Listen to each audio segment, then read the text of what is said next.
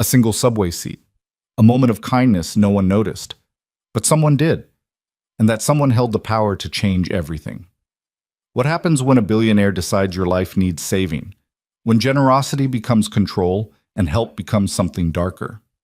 One exhausted father is about to discover that the most dangerous gifts come wrapped in good intentions.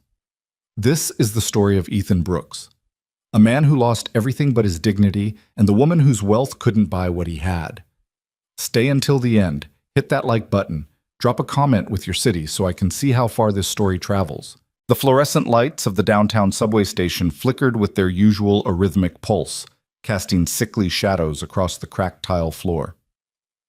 It was 6:47 p.m. on a Tuesday, that dead zone between the office exodus and the evening shift change when the trains ran just full enough to be uncomfortable but not quite packed enough to justify the discomfort. The platform smelled of brake dust, old coffee, and that particular urban musk that came from too many bodies passing through too small a space for too many years. Ethan Brooks stood near the yellow safety line, his daughter Maya's small hand tucked firmly in his own. She was 6 years old, gap-toothed, with dark curls that refused to be tamed no matter how carefully he brushed them each morning. Right now, those curls were partially hidden beneath a purple knit cap, handmade by a neighbor 2 Christmases ago, already showing wear at the edges but still Maya's favorite thing in the world. "Daddy, my feet hurt," Maya said, not whining exactly, just stating a fact the way children do when they trust the adult beside them to acknowledge their reality. "I know, sweetheart. Just a few more stops, then home. Mrs. Chen is making soup tonight, remember? She said she'd save us some." Maya's face brightened at that. Mrs. Chen's soup was legendary in their building, a rotating cast of ingredients that somehow always tasted like comfort, like someone gave a damn whether you'd eaten that day. The train arrived with a hydraulic sigh and a screech of metal that set Ethan's teeth on edge. The doors opened, releasing a wave of commuters who moved with the dead-eyed efficiency of people who'd made this journey 1,000 times before. Ethan waited for the flow to reverse, then stepped aboard, guiding Maya ahead of him, his hand never leaving her shoulder. The car was fuller than he'd hoped. Every seat occupied, the standing room already claimed by those who'd boarded at earlier stops. Ethan positioned himself near a pole, pulling Maya in front of him so she could hold on with both hands. She barely reached the lower grip, had to stand on her tiptoes to get a proper hold. "I've got you," Ethan murmured, bracketing her with his arms as the train lurched into motion. His backpack, canvas, 15 years old, held together by determination and duct tape, pressed against his spine. Inside, Maya's library books, his work thermos, a Tupperware container with the remains of the lunch he'd packed at 5:30 that morning. Also inside, 3 bills he'd picked up from the mailbox that he hadn't opened yet because he already knew what they said and didn't need the specific numbers to ruin his evening before it had even started. The train settled into its rhythm, that particular rocking motion that could lull you half to sleep if you let it. Ethan didn't let it. He'd learned years ago to stay alert, to track the faces around him, not out of paranoia but out of the simple calculus of single parenthood. He was Maya's everything, which meant he couldn't afford to be caught off guard. Around them, the usual subway orchestra played its familiar tune, the tinny leak of someone's headphones playing music mixed too loud, the rustle of newspaper pages, an increasingly rare sound in the age of phones, the rhythmic scrape of someone's wheeled briefcase failing to stay put despite its owner's best efforts, the occasional cough, the cleared throat, the murmured phone conversation that probably could have waited. Maya hummed something under her breath, part of a song from the animated movie they'd watched last Sunday, their weekly tradition that cost nothing but meant everything. Ethan felt something in his chest loosen slightly, that constant tension that had become so familiar he only noticed it when it eased. These were the moments that mattered, he reminded himself. Not the bills in his backpack, not the shift supervisor who'd been on his case about his attitude lately, as if quiet competence was somehow a character flaw. Not the fact that his work boots were developing a hole in the left sole that he'd been patching with cardboard for the past 3 weeks. Just this. His daughter, safe, humming, her hand wrapped around the pole with complete trust that he'd keep her steady. The train pulled into the next station, Lexington Avenue, the platform even more crowded than the last.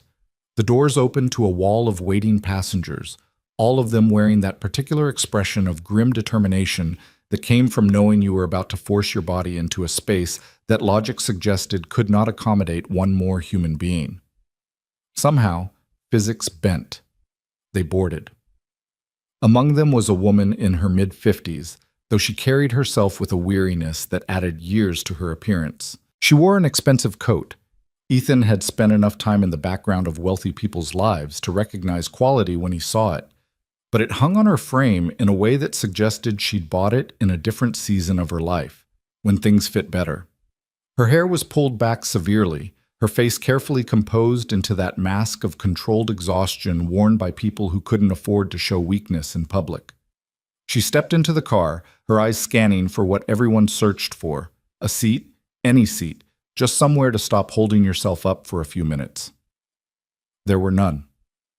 Ethan watched her shoulders drop almost imperceptibly, that micro-expression of defeat that flickered across her face before she locked it down again. She moved deeper into the car, found a position near another pole, and wrapped her fingers around the metal with the careful grip of someone whose hands hurt. The train lurched forward again. Maya's humming continued, oblivious to the small human dramas unfolding in every square foot of the subway car. Ethan found himself watching the woman peripherally, something in her exhaustion resonating with his own in a way he couldn't quite name. Not attraction. He'd sealed that part of himself off when Jennifer died, packed it away in the same mental storage where he kept all the other things he couldn't afford to feel. But recognition, maybe. The acknowledgement that they were both running on fumes, both pretending to have more left in the tank than they actually did. 3 stops passed. The woman's grip on the pole adjusted slightly with each lurch of the train, her body swaying in that way that suggested her legs were having an argument with her spine about who should bear the burden of keeping her upright. At the 4th stop, 2 seats opened simultaneously as a couple stood to exit. There was a brief moment, maybe half a second, when the car's population did that collective calculus about who deserved those seats more, who'd claim them fastest, whether anyone would actually make a move. Ethan was closer to one of them, close enough that Maya could have slid into it easily, could have rested those feet that she'd told him hurt 45 minutes ago. He looked at the woman by the pole, looked at Maya, looked back at the woman. "Come on, Maya Bird," he said softly, using the nickname that had somehow stuck since she was 2. "Let's move down a bit." "But Daddy," Maya started, because she was 6 and could absolutely see the empty seat right there, could feel how much her feet hurt, could sense that her father was choosing something that didn't make immediate sense. "Trust me, sweetheart." Maya, who'd been raised on trust because it was the only currency Ethan had in abundance, nodded. Ethan caught the woman's eye, jerked his head slightly toward the seat. For a moment she didn't understand, or didn't believe. People didn't give up seats in New York, not really, not unless you were obviously pregnant or visibly disabled or so old that watching you stand felt like witnessing an act of cruelty. "Please," Ethan said, the single word cutting through the subway noise. "You look like you need it more than we do." Something shifted in the woman's face, a crack in that careful composure. Not gratitude exactly, though there was that too. Something deeper, more primal. The shock of being seen not as important or powerful or worthy of deference for any reason other than simple human need. She moved toward the seat, each step measured. "Thank you," she said, her voice rougher than he'd expected, like it had traveled through thorns to reach her mouth. "You don't—" "Thank you." Ethan just nodded, already guiding Maya further down the car to where another pole offered purchase. He didn't think about it, didn't pause to congratulate himself on being a good person or teaching his daughter a valuable lesson. It was just what you did. If you'd been raised right, if you remembered that everyone was fighting battles you couldn't see. The woman sank into the seat with a small, involuntary sound. Relief, or pain, or both. Ethan deliberately didn't look. There was a dignity in not watching people's vulnerable moments, in granting them the privacy of their own exhaustion. Maya wrapped her hands around the new pole, had to stretch even more to reach it. Ethan positioned himself behind her again, his world narrowing to this small space, this protective circle, this simple geometry of father and daughter against the evening commute. "Daddy?" Maya's voice was quiet enough that only he could hear. "Yeah, sweetheart?" That was nice, what you did. Ethan felt something warm and painful bloom in his chest, the complicated cocktail of pride and sorrow that came with raising a child alone. Pride that she'd noticed, that at 6 years old she was already learning to see kindness as worth remarking upon. Sorrow that she had to learn these lessons in subway cars because there was no other classroom available, no protected childhood space where morality could be taught in the abstract rather than the concrete. Just trying to be the kind of person worth knowing, he said, which was something Jennifer used to say back when she was alive, back when they'd had those late-night talks about what kind of parents they wanted to be. The train swayed. The evening pressed forward. Around them, the other passengers remained locked in their individual bubbles of commute consciousness, already forgetting the small transaction they'd witnessed, if they'd noticed it at all. But the woman in the seat, though Ethan didn't know it, though she'd given no indication beyond that rough-edged thank you, was not forgetting. Her name was Clara Whitmore, and she'd spent the last 23 years building an empire on the principle that sentiment was weakness, that efficiency was everything, that the world divided cleanly into those who produced and those who consumed. And yet here, in this subway car that smelled of brake dust and broken dreams, something had cracked in her carefully constructed worldview. Not broken, not yet, just cracked, just enough to let in a sliver of uncomfortable light. She sat in that seat Ethan had given her, her expensive coat creasing beneath her, and felt something she hadn't experienced in years, the simple, devastating gift of being treated as human rather than important. They would not speak again, would not exchange names or numbers or any of the social pleasantries that usually marked encounters between strangers. In another minute, Ethan and Maya would exit at their stop, 125th Street, where the buildings were older and the streets were louder and the rent was almost manageable if you didn't need luxuries like consistent heat or hot water. Claire would ride another 8 stops to her penthouse in Tribeca, where the windows overlooked the Hudson and the silence was so complete you could hear your own thoughts echoing back at you.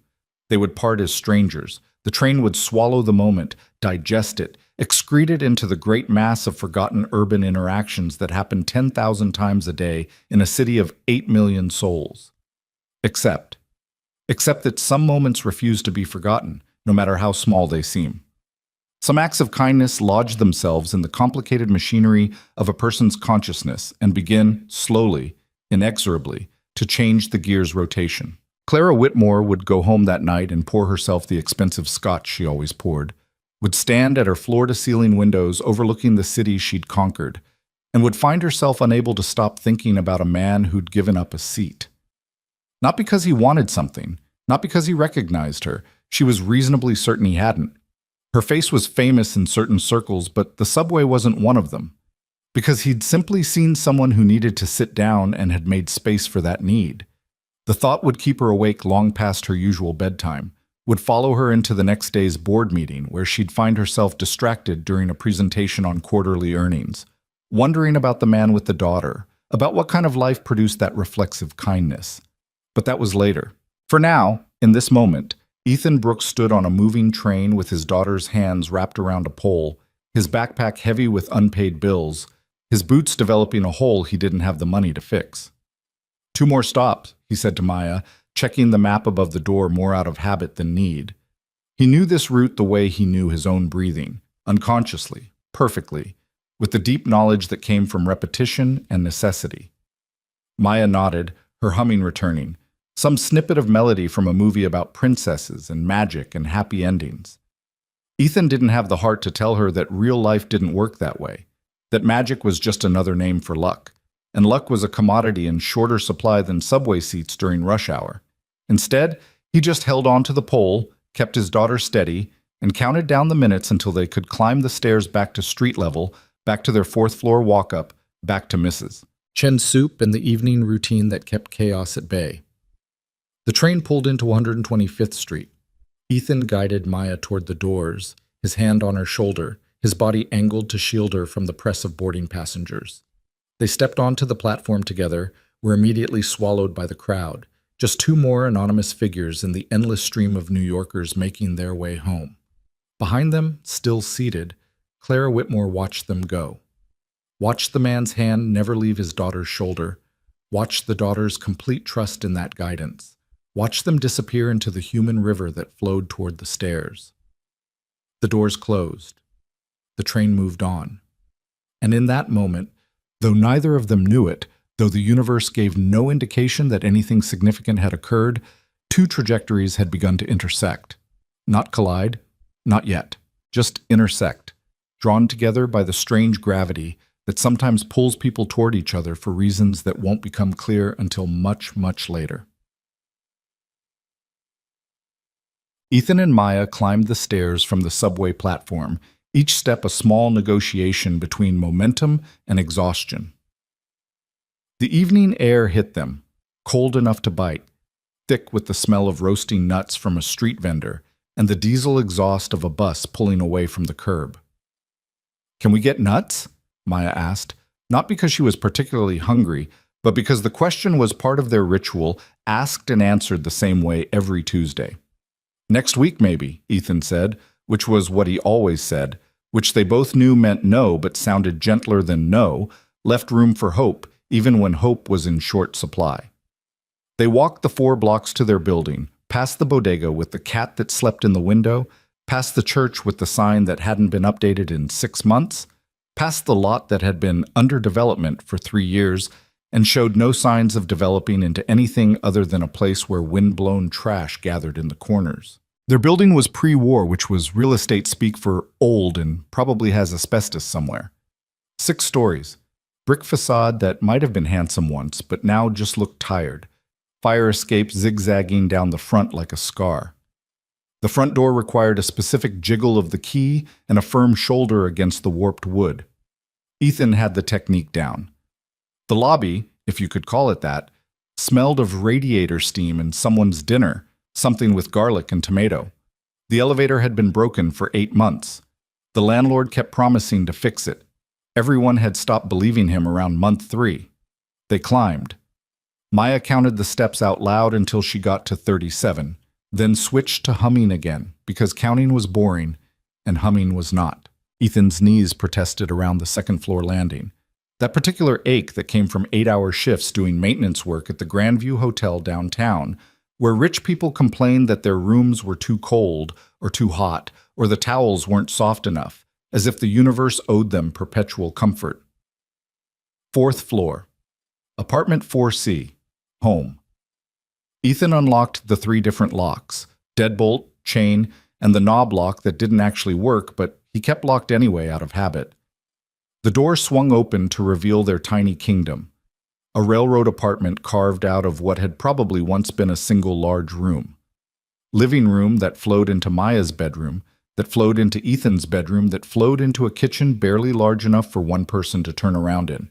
But it was clean. That was non-negotiable. Ethan might not be able to afford much, but he could afford soap and elbow grease, could make sure that their small space didn't become squalid, didn't succumb to the entropy that poverty invited.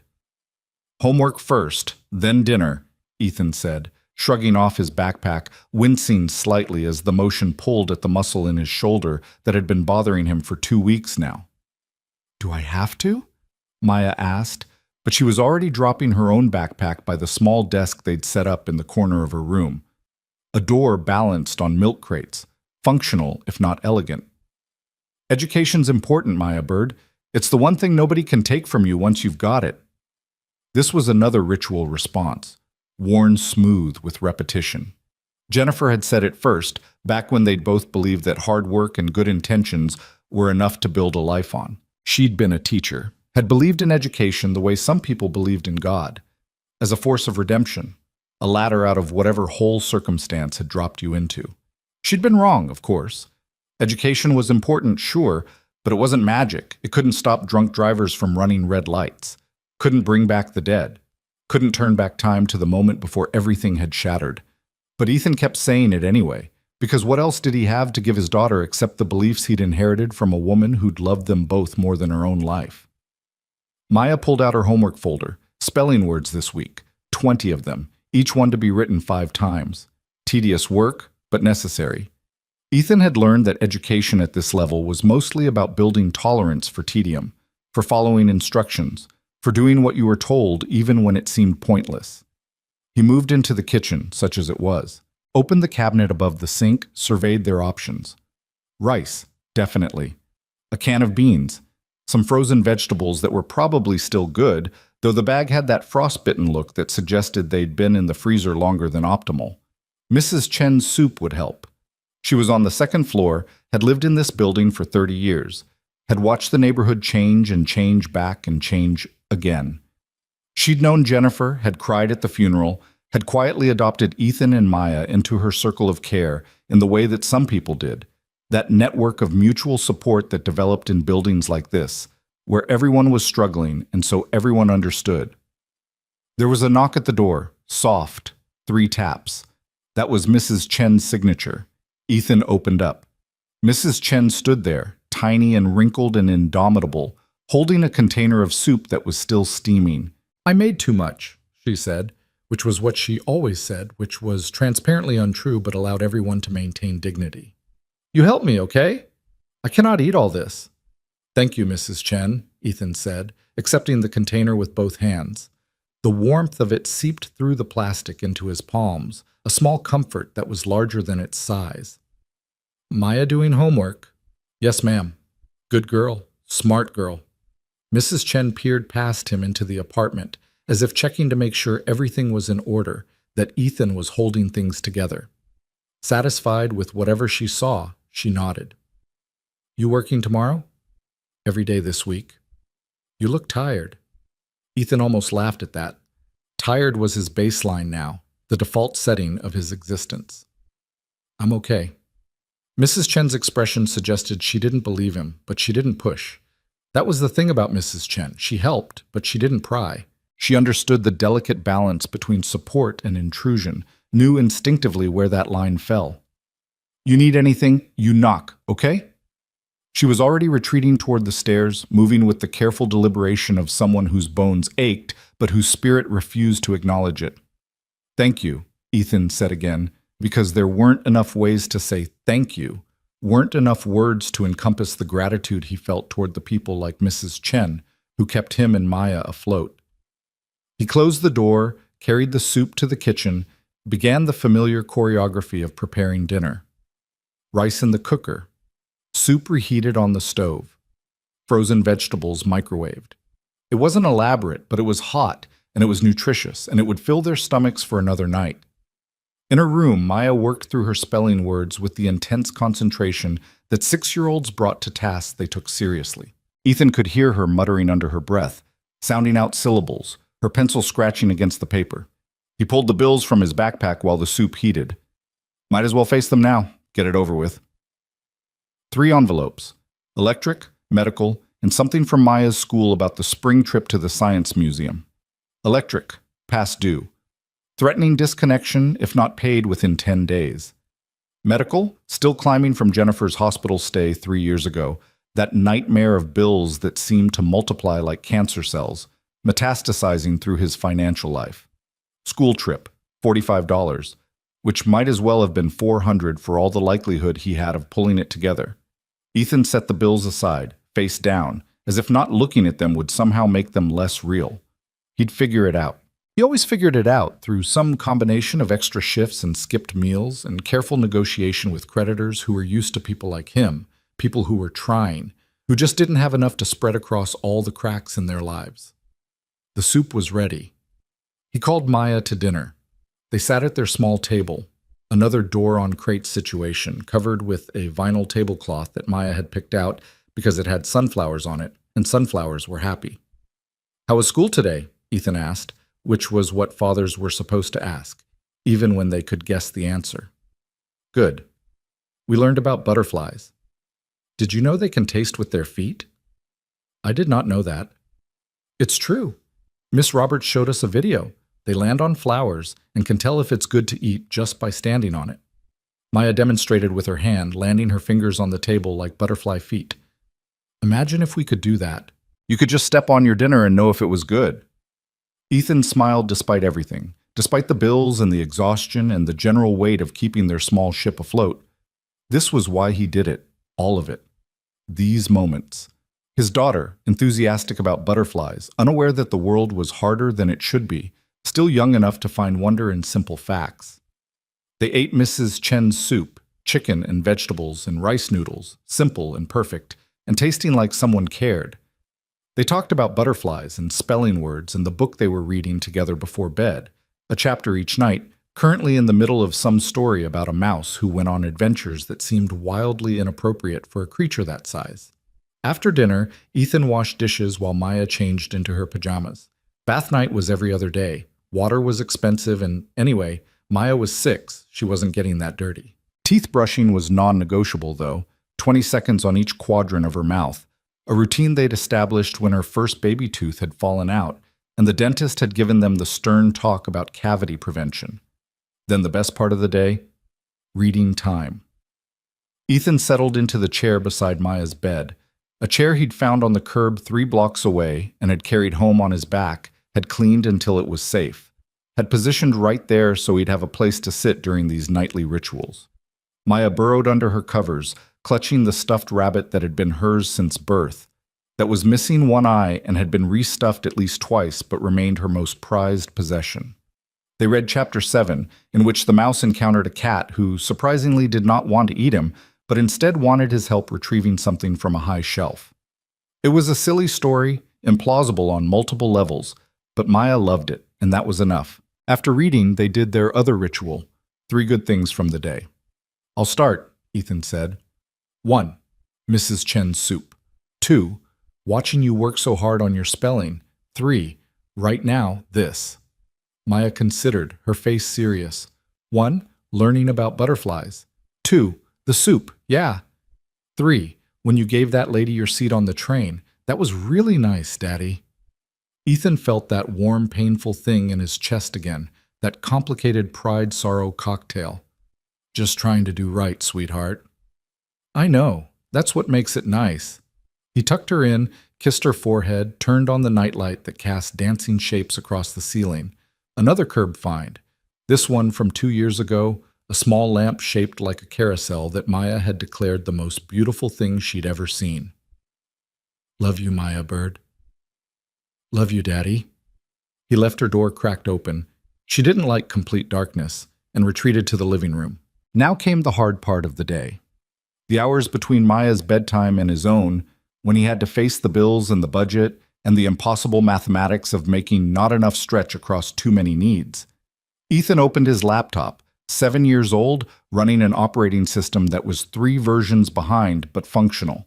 He pulled up his spreadsheet, the one where he tracked every dollar, every expense, every impossible decision about what got paid and what got pushed to next month. Electric. Couldn't skip that, not with winter coming. Medical. He'd call tomorrow, try to negotiate another payment plan, another extension. School trip. That was the hardest one.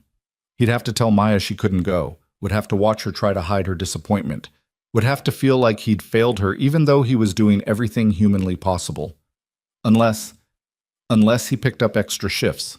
The hotel was always looking for people willing to work overnights, the graveyard shift that paid an extra $1.50 an hour. If he could string together 3 or 4 of those next week, on top of his regular schedule, maybe he could scrape together the $45.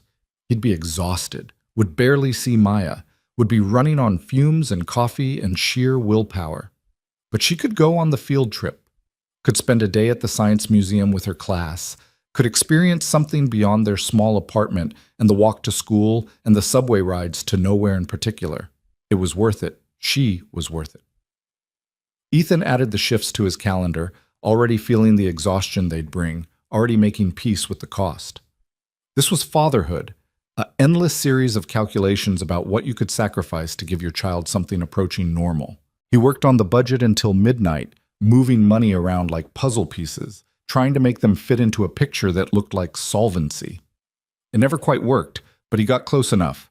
Close enough to keep the lights on, to keep food in the cabinet, to keep them moving forward one day at a time.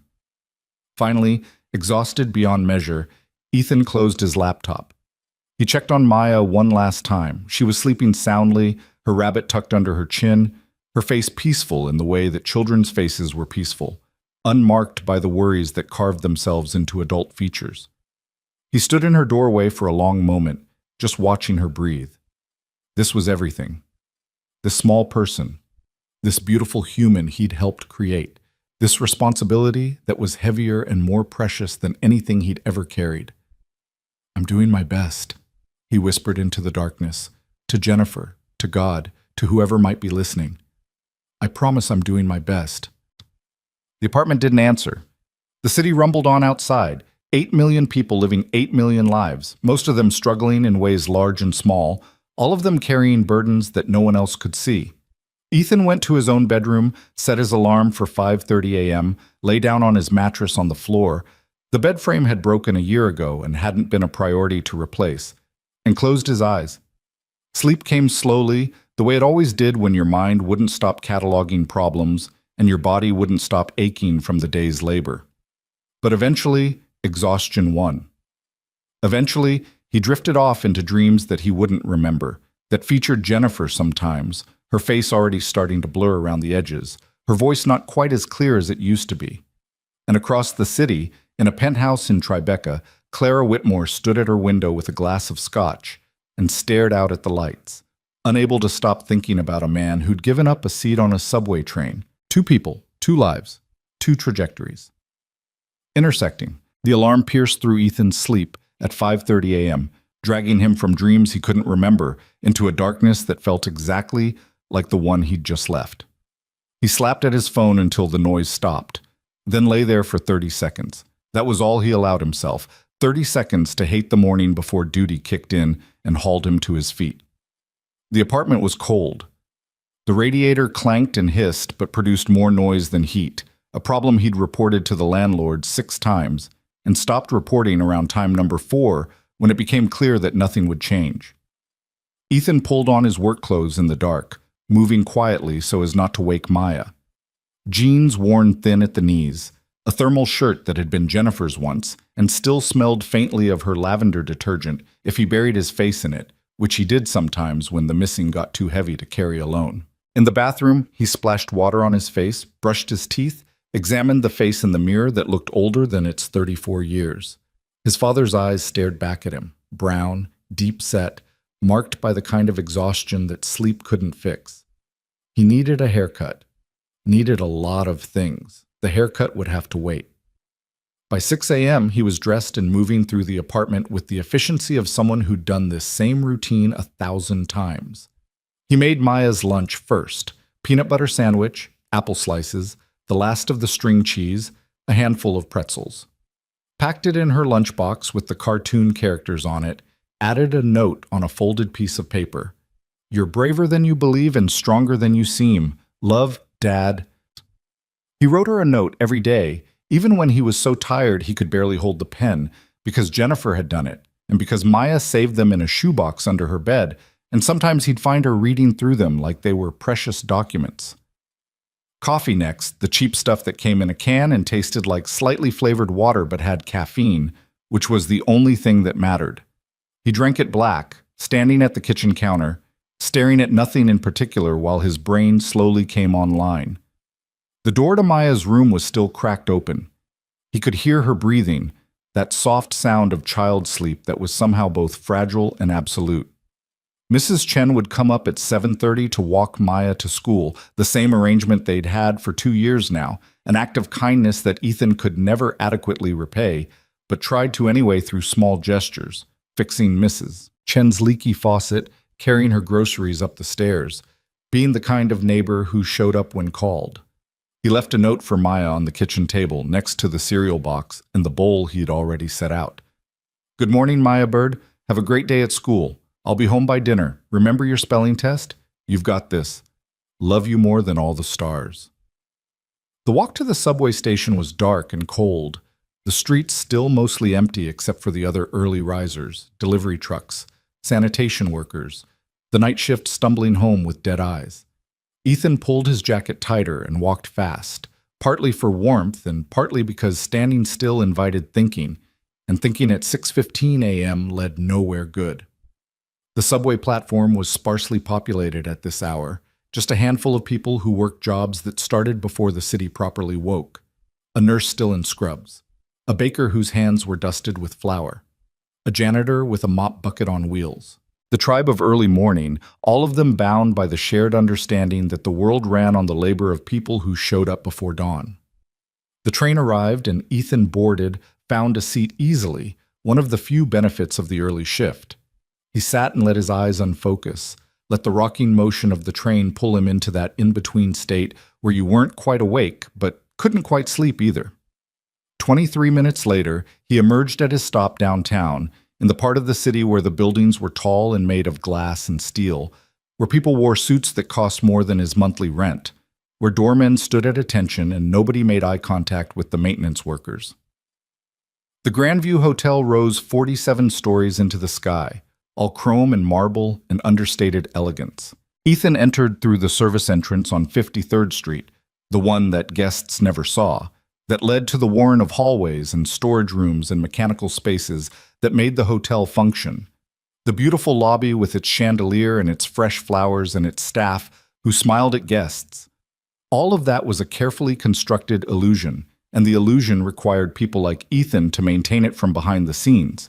He clocked in at 6:47 a.m., 3 minutes early, the way he was always 3 minutes early, and headed to the maintenance office to check the work orders for the day. His supervisor, Rick Moreno, was already there, coffee in hand, looking at a clipboard with the expression of a man who'd been dealing with other people's problems for too long and had run out of patience somewhere around 1997. "Brooks," Rick said, not looking up. "Got a situation on 32. Guest is complaining the shower pressure is weak. Also, ballroom needs the podium fixed before the conference at 9. Also, someone broke the ice machine on 16 again." "Good morning to you too, Rick." Rick finally looked up, his expression flat. "We don't have time for good mornings. We have time for fixing things. You got a problem with that?" Ethan wanted to say yes. He had lots of problems with that. With the way Rick talked to him like he was disposable. With the way the hotel treated its maintenance staff like they were invisible, except when something needed fixing. But he'd learned years ago that talking back didn't change anything except your employment status. And he couldn't afford to lose this job, couldn't afford the luxury of pride when pride didn't pay for Maya's field trip. "No problem," Ethan said quietly. "I'll start with the shower." He gathered his tools and headed for the service elevator, the one that was slower and older and smelled faintly of industrial cleaner. Up to the 32nd floor, where the rooms cost $600 a night and the guests left their towels on the floor, because they knew someone else would pick them up. The shower pressure was an easy fix, just a clogged aerator, 10 minutes of work. The guest wasn't in the room, which was a relief. Ethan preferred working when guests weren't around, when he could just do his job without having to navigate the complicated social dynamics of being the help, of being present but not too present, helpful but not too familiar, efficient but invisible. He fixed the shower, tested the pressure, cleaned up after himself. Left the bathroom exactly as he'd found it, except for the now functional shower.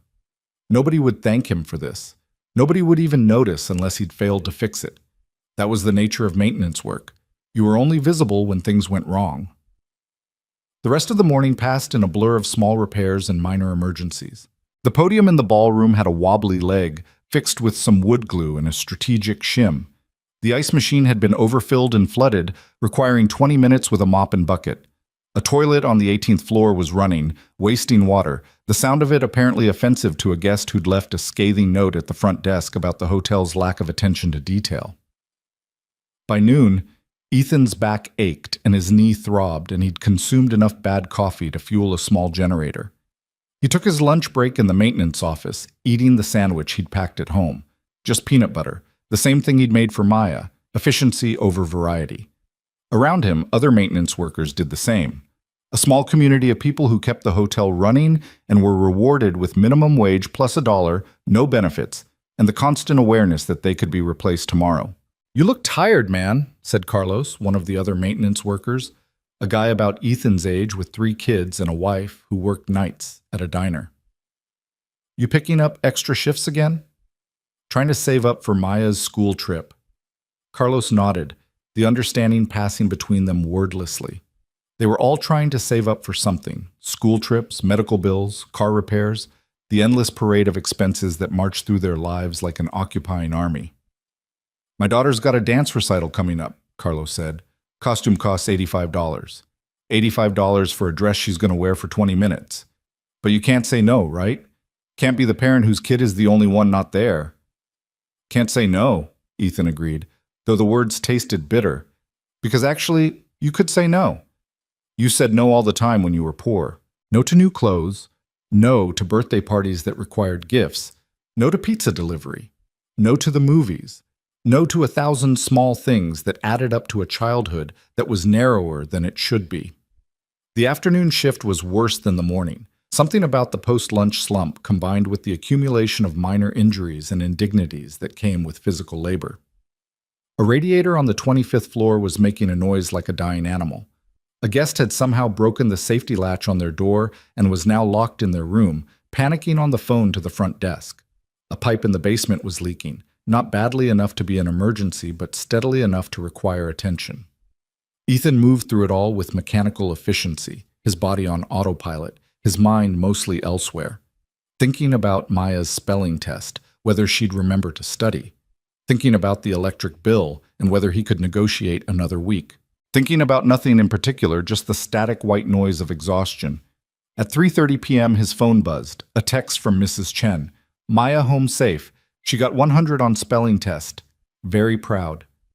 Ethan felt something loosen in his chest, that constant tension that came with being a single parent, with knowing that your child was out in the world and you couldn't protect them from everything. He texted back, "Thank you, Mrs. Chen. You're the best." 3 dots appeared, disappeared, appeared again. Then, "You are good father. She is lucky girl." Ethan stared at those words, feeling them settle somewhere deep. He didn't feel like a good father most days. He felt like someone barely keeping his head above water, constantly one crisis away from drowning. But if Mrs. Chen said it, maybe there was some truth in it. Maybe just showing up every day, just being present and trying, maybe that counted for something. His shift ended at 4 p.m., which meant he could be home by 5 if the subway cooperated, could have dinner with Maya and hear about her day and help with homework and maintain the small rituals that held their life together. But Rick caught him just as he was clocking out, appeared at his elbow with that expression that meant Ethan's plans were about to change. "Need you to stay late," Rick said, not asking. "Couple hours overtime. We got a VIP guest checking into the penthouse suite, and the fireplace isn't working. Building management wants it fixed before they arrive." Ethan closed his eyes briefly, doing the math. 2 hours overtime meant time and a half, meant extra money he desperately needed. But it also meant not being home for dinner, meant Maya eating with Mrs. Chen instead of him, meant missing bedtime and the reading and the 3 good things. "I need to call my daughter," Ethan said. Rick's expression suggested this was an inconvenience, but he nodded. "Make it quick." Ethan stepped into the hallway, dialed Mrs. Chen's number. She picked up on the second ring, her voice warm and slightly out of breath like she'd been moving around. "Mrs. Chen, it's Ethan. I'm so sorry, but I have to work late tonight. Can Maya stay with you for dinner and bedtime? I'll come get her as soon as I'm done." There was no hesitation in Mrs. Chen's response. "Of course, no problem. She can sleep here if you're very late. I have the extra bed." "Thank you. I'll make it up to you, I promise." "You make it up by being good father. That is enough." Ethan hung up and called Maya directly. She answered on the 3rd ring, her voice bright and unburdened. "Hi, Daddy?" "Hey, Maya Bird. Listen, I have to work a little late tonight. You're going to have dinner with Mrs. Chen, okay?" The pause on the other end was small but noticeable, disappointment being swallowed before it could voice itself. "Okay. Will you be home to read to me?" "I'll try, sweetheart. If I can't make it, Mrs. Chen will read to you, and I'll read extra tomorrow night. Deal?" "Deal." Her voice was smaller now, but still trying to be brave. 6 years old and already learning to be understanding about broken plans, about the way poverty stole time from families. "I love you more than all the stars," Ethan said. "I love you more than all the stars and the moon and the sun," Maya replied, their familiar call and response. "I'll see you tonight, even if you're already asleep. I'll kiss your forehead and tell you 3 good things, okay?" "Okay, Daddy." They hung up. Ethan stood in the hallway for a moment, hating this, hating that he had to choose between money and time, between providing and being present. But there was no real choice, not really. The electric company didn't care about bedtime stories. The school didn't accept apologies instead of $45. He went back to Rick, said he'd stay, and gathered his tools again. The penthouse suite was on the 47th floor, accessed by a private elevator that required a special key. Ethan had only been up here a handful of times in his 2 years at the hotel. These rooms were reserved for the truly wealthy, the kind of people whose names you'd recognize from Forbes lists and gossip columns. The suite was obscene in its luxury. Floor-to-ceiling windows overlooking Central Park. A living room larger than Ethan's entire apartment. Furniture that looked like it had been imported from European palaces. A kitchen with appliances so high-tech Ethan wasn't sure how to turn them on. And the fireplace, gas, not wood, set into a marble surround that probably cost more than he'd earn in 5 years. He knelt in front of it, opened the access panel, began diagnosing the problem. The pilot light was out, probably just needed to be relit, but he'd checked the gas line too, make sure there were no leaks, no safety issues. This was the kind of suite where mistakes weren't tolerated, where a missed detail could mean termination. As he worked, Ethan couldn't help but think about the person who'd be staying here. What did you do to earn a life like this? What choices had they made that put them in a penthouse while he was on his knees fixing their fireplace? Was it talent, luck, ruthlessness, inheritance? Some combination of all four? Did they think about people like him at all? Or were maintenance workers just part of the invisible machinery that made their comfortable lives possible? The fireplace was an easy fix, just like the shower that morning. He relit the pilot, tested the ignition, made sure the flames distributed evenly across the ceramic logs. Beautiful, efficient, warm.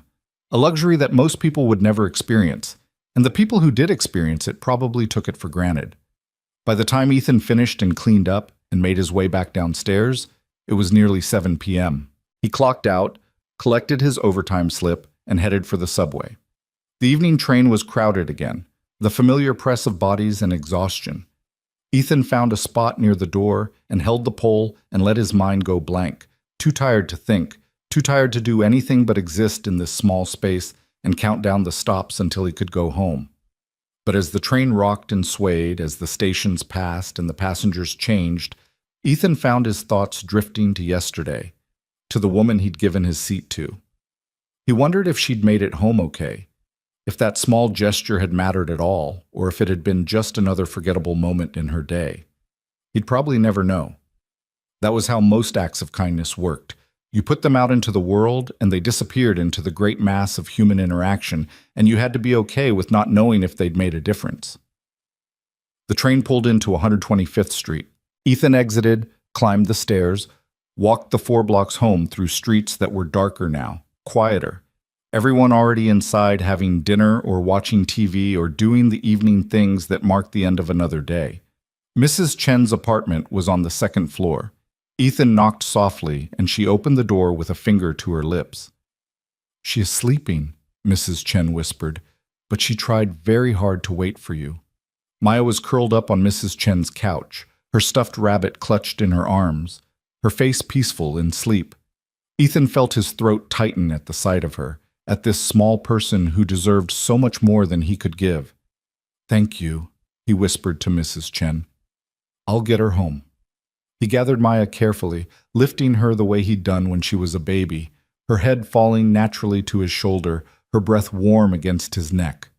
She stirred slightly but didn't wake, just murmured something about butterflies and settled deeper into sleep. Mrs. Chen held the door as he carried Maya up the 2 flights to their apartment, helped him get the door unlocked without waking her. Inside, Ethan laid Maya in her bed, still fully clothed, and pulled the covers over her. He sat on the edge of the bed for a long moment, just watching her breathe, this small miracle that kept him going when everything else felt impossible. 3 good things, he whispered into the quiet. 1, you got 100 on your spelling test. 2, Mrs. Chen taking such good care of you. 3, being here now, even if it's later than I wanted. He kissed her forehead, breathing in the smell of her, strawberry shampoo and the slight sweat of childhood, and something indefinable that was just Maya. In the kitchen, he found a note in Maya's handwriting, careful block letters. "Daddy, Mrs. Chen and me made cookies.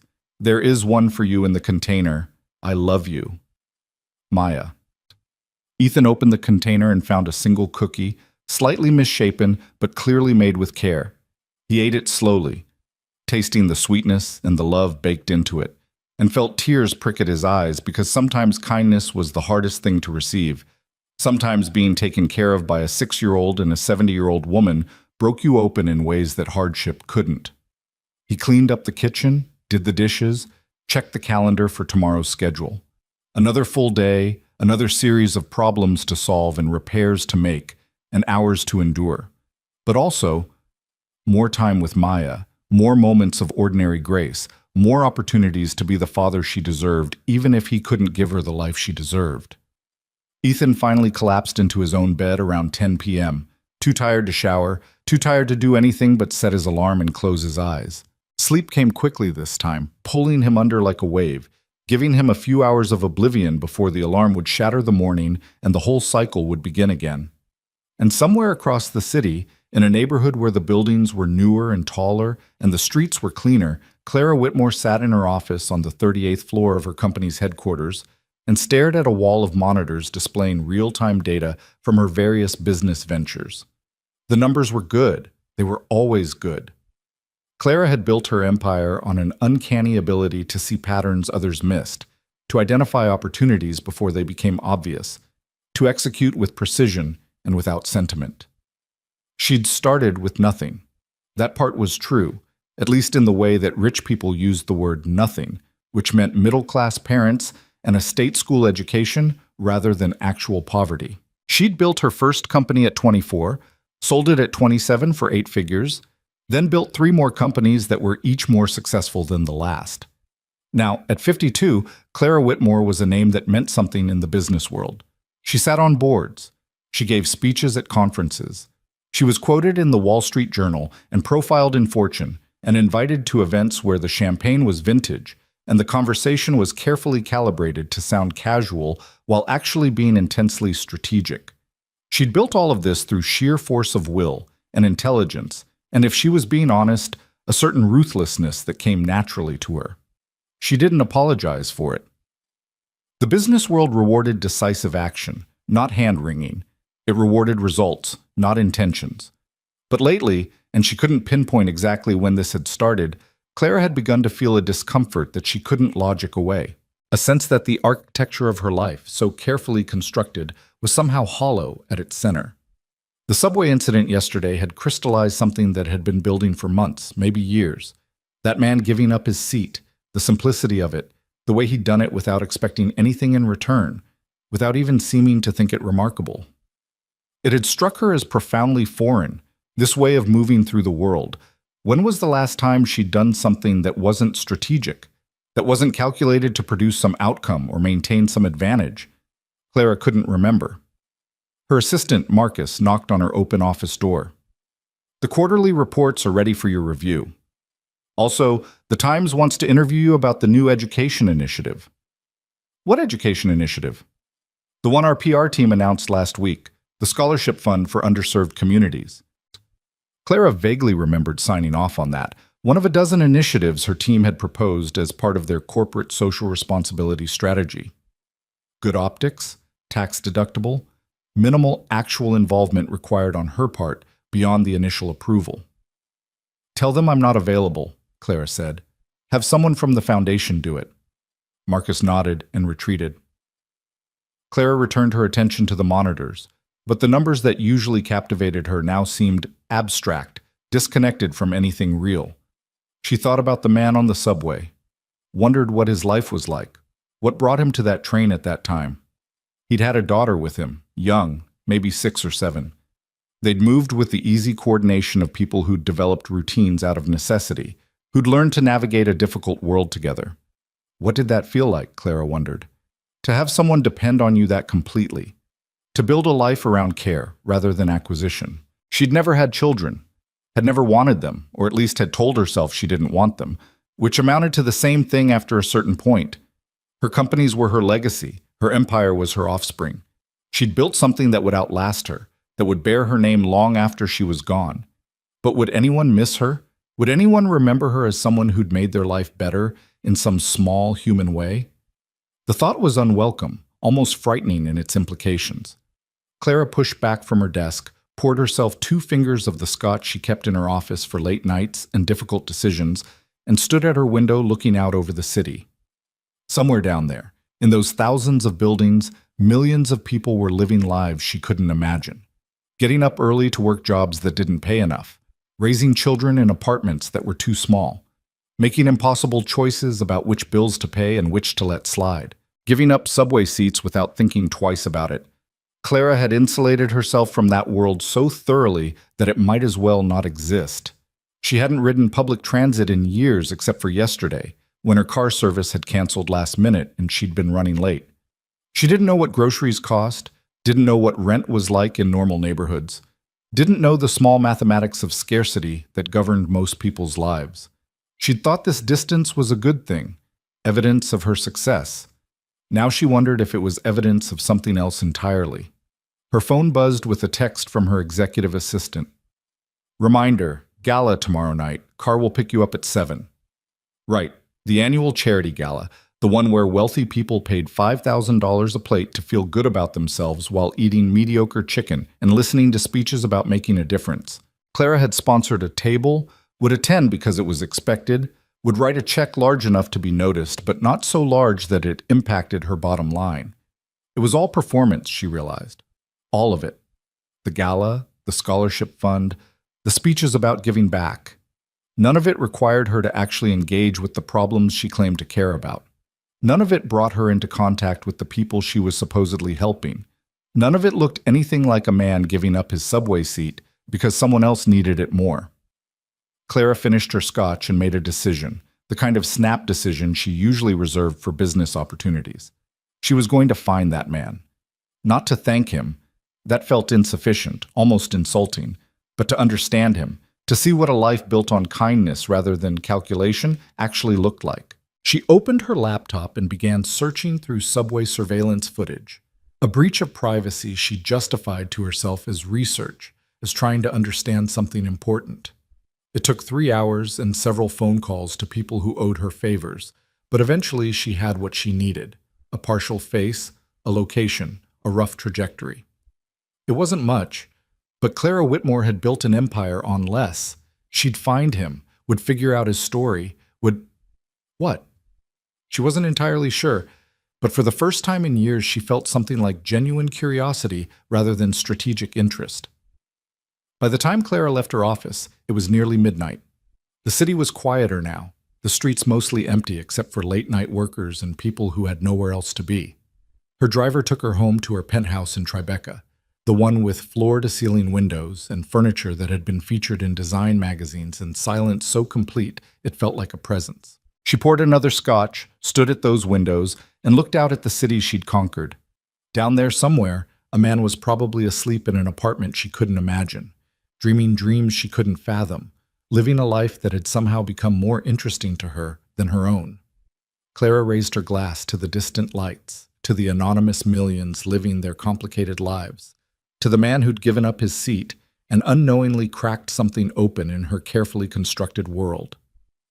She didn't know his name yet, didn't know that he was called Ethan Brooks, that he had a daughter named Maya, that he worked maintenance at a hotel she probably stayed at sometimes without noticing the people who made her comfort possible. She didn't know that her curiosity was about to change both their lives in ways neither of them could anticipate, that good intentions could become their own kind of violence, that the distance between helping and controlling was smaller and more dangerous than she'd ever imagined. All she knew, standing there in her expensive silence, was that something had shifted. The numbers on her monitors no longer felt like enough.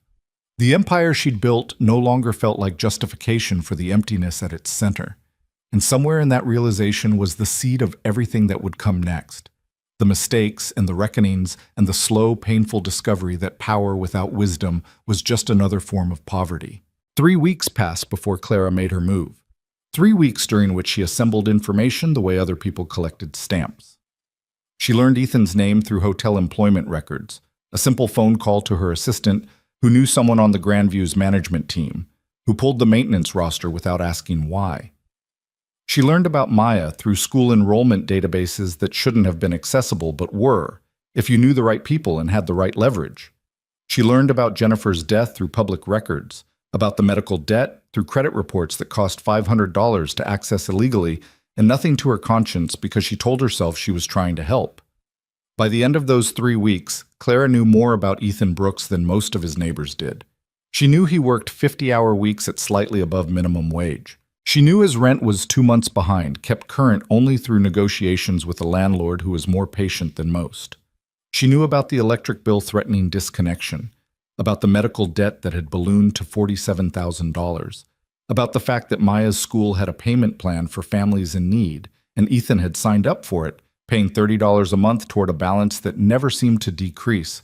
What Clara didn't know, what all her research and money and access couldn't tell her, was what it felt like to live that life, to make those choices, to measure every decision against a scarcity so total that a $45 field trip became a mathematical problem requiring overtime and sacrifice. She thought she was learning about him. She was really just collecting data, and data without context was just another form of blindness. The call came on a Tuesday morning while Ethan was replacing a heating element in a commercial oven in the hotel's kitchen. His phone buzzed in his pocket, an unfamiliar number with a Manhattan area code. He almost didn't answer. Telemarketers and debt collectors were the usual source of unknown numbers, but something made him wipe his hands on his work pants and pick up. "Mr. Brooks?" The voice was female, professional, calibrated to sound friendly without actually being warm. "This is Jennifer Hastings from the Educational Advancement Foundation. Do you have a moment?"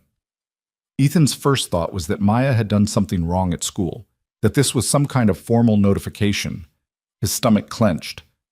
"Is my daughter okay?" "Oh yes, she's fine. This is actually about a wonderful opportunity. The foundation has selected Maya to receive a full scholarship for the remainder of her elementary education, covering all fees, supplies, and extracurricular activities. We were hoping to schedule a time to discuss the details with you." The words didn't make sense at first, like they were in the wrong order or a different language.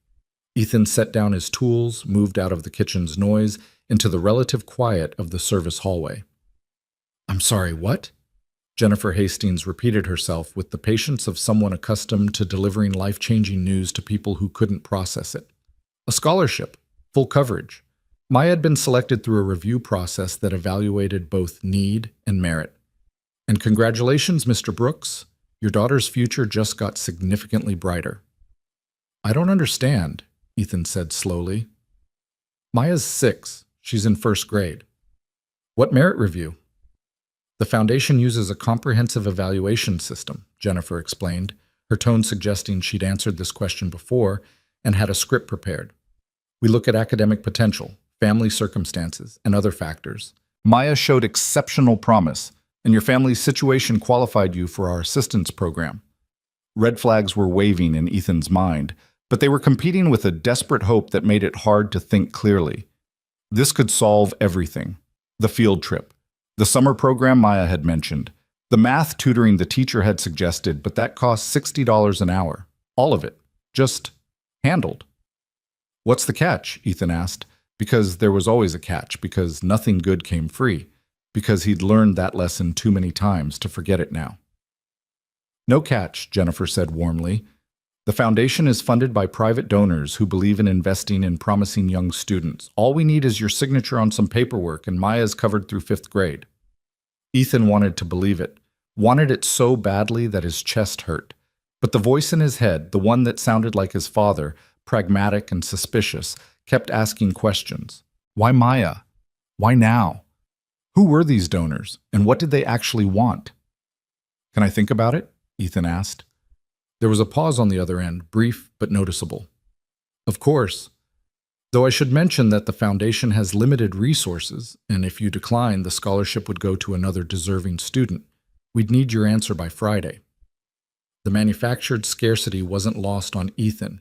He'd seen enough sales tactics to recognize one, but it worked anyway because the stakes were Maya's education, Maya's future, Maya's chance at something better than the life he could provide alone. "I'll call you back by Friday," Ethan said, and ended the call before he could be convinced of anything else. The rest of his shift passed in a fog. He went through the motions, fixed the oven, unclogged a drain, replaced light bulbs in the lobby, But his mind was elsewhere, turning over the scholarship offer like a Rubik's Cube he couldn't solve. It felt wrong somehow, but he couldn't articulate why. And maybe that was just his pride talking, his resistance to accepting help, even when help was desperately needed.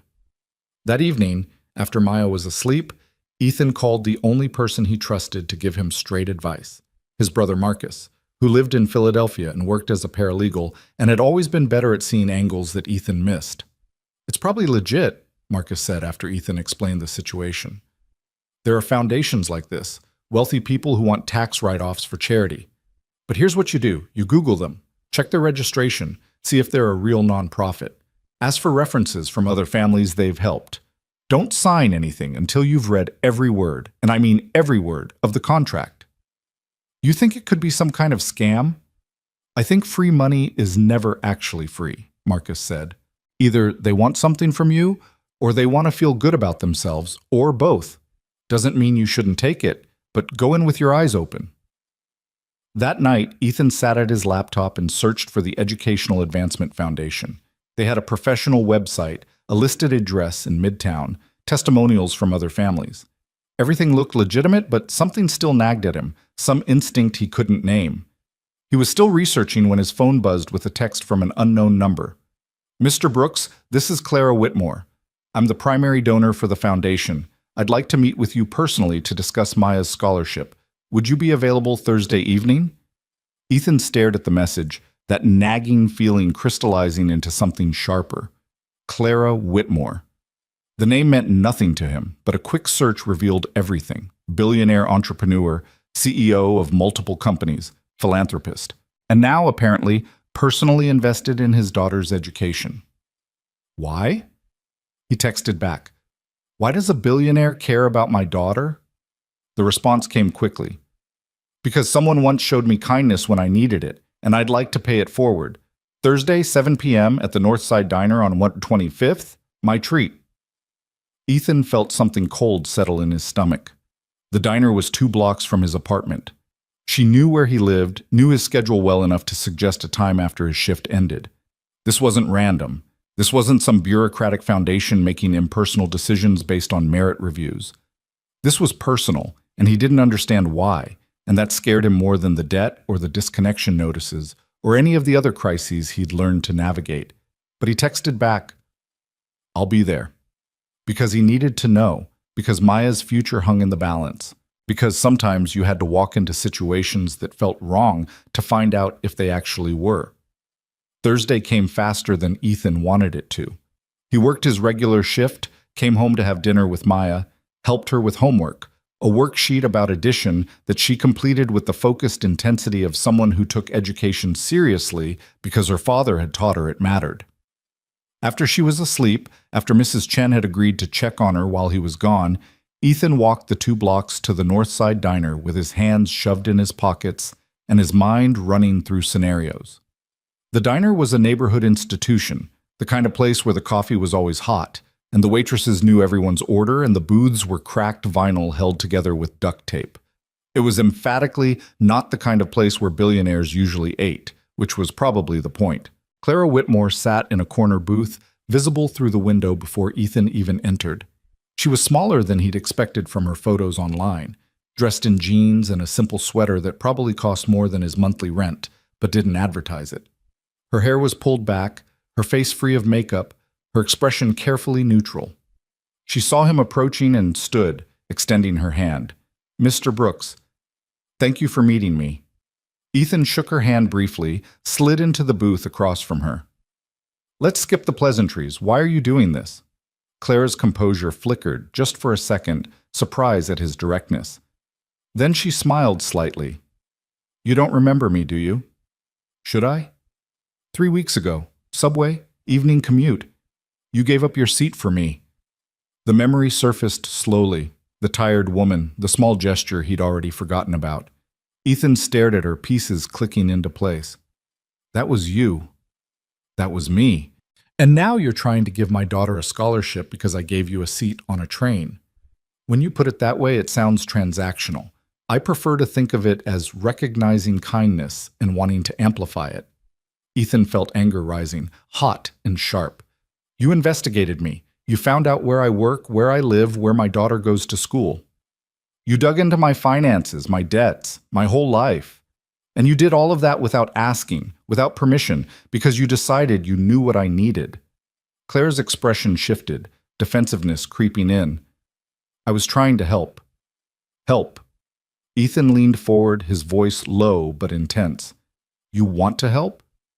Let me tell you what help actually looks like. Help is Mrs. Chen walking my daughter to school because I have to work early. Help is Carlos lending me $20 when I'm short on groceries. Help is the librarian who lets Maya stay an extra hour after closing because she loves to read and we don't have books at home. Help is people who see me as a person, not a project. I didn't mean you investigated me like I was some kind of business acquisition, Ethan continued, his anger sharpening his words. You made decisions about my daughter's life without asking what I wanted, what I needed, what would actually be helpful. You put me in a position where saying no means taking opportunity away from Maya, which means you've stripped away my ability to make choices about my own family. Claire's face had gone pale. I thought I was doing something good. Good for who? Ethan asked. Good for Maya or good for you? Does this make you feel better about your wealth? Does it help you sleep at night, knowing you swooped in to save the poor maintenance worker? That's not fair. Fair? Ethan's laugh was bitter. You want to talk about fair? I work 50 hours a week and can barely keep the lights on. I have a daughter who's brilliant and kind and deserves every opportunity in the world, and I can't give them to her, no matter how hard I try. That's not fair. But you know what? I've made my peace with it, because that's my reality. What I can't make peace with is someone treating my family like a charity case without having the decency to ask if we want to be one. They sat in silence for a moment. The diner's ambient noise, clinking dishes, conversation, the hiss of the grill, filling the space between them. Clara looked shaken, her carefully constructed plans colliding with a reality she hadn't anticipated. You're right, she said finally, her voice quieter. I overstepped. I thought that having resources meant I should use them to help, but I didn't stop to consider how it would feel from your perspective. I didn't ask. I just decided. So withdraw the scholarship, Ethan said. Clara met his eyes. I can't do that. Why not? Because despite everything I've done wrong and how I offered it, Maya still deserves those opportunities.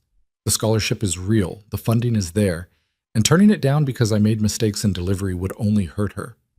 Ethan wanted to argue, wanted to refuse on principle, but she was right, and he hated that she was right. Pride was a luxury he couldn't afford when the cost was Maya's education. Let me ask you something, Ethan said. If I accept this, what do you get out of it? Clara considered the question, seemed to be genuinely thinking about it rather than producing a prepared answer. Honestly, I don't know. Maybe absolution, maybe the feeling that my money is doing something that actually matters instead of just accumulating. Maybe proof that I'm not as disconnected from basic human decency as I've become. The honesty was unexpected, almost disarming. Ethan studied her face, seeing past the careful composure to something more fragile underneath. She was lost, he realized, rich beyond measure, but lost in a way that money couldn't fix. I don't want to be your redemption project, Ethan said. I know. And I don't want Maya learning that opportunities come from strangers who feel guilty rather than from her own merit and hard work. I understand. But I also can't turn down something that could change her life because of my ego. Clara nodded slowly. So what do you want? If you could design this however you wanted, what would help actually look like? The question caught Ethan off guard. Nobody had ever asked him that before. What he wanted, how he'd solve his own problems if he had the resources. He thought about it, really thought about it, while Clara waited. Transparency, Ethan said finally. No more investigating me behind my back, no more surprises. If you're going to be involved in my daughter's life, we establish boundaries and expectations up front. Agreed. And this isn't about you feeling good. This is about Maya getting what she needs to succeed, which means I get to decide what that is, and you provide support without control. That's reasonable. And one more thing, Ethan said, leaning back in the booth. You want to help? Really help? Then help everyone. Because there are 50 kids in Maya's school who need what she needs.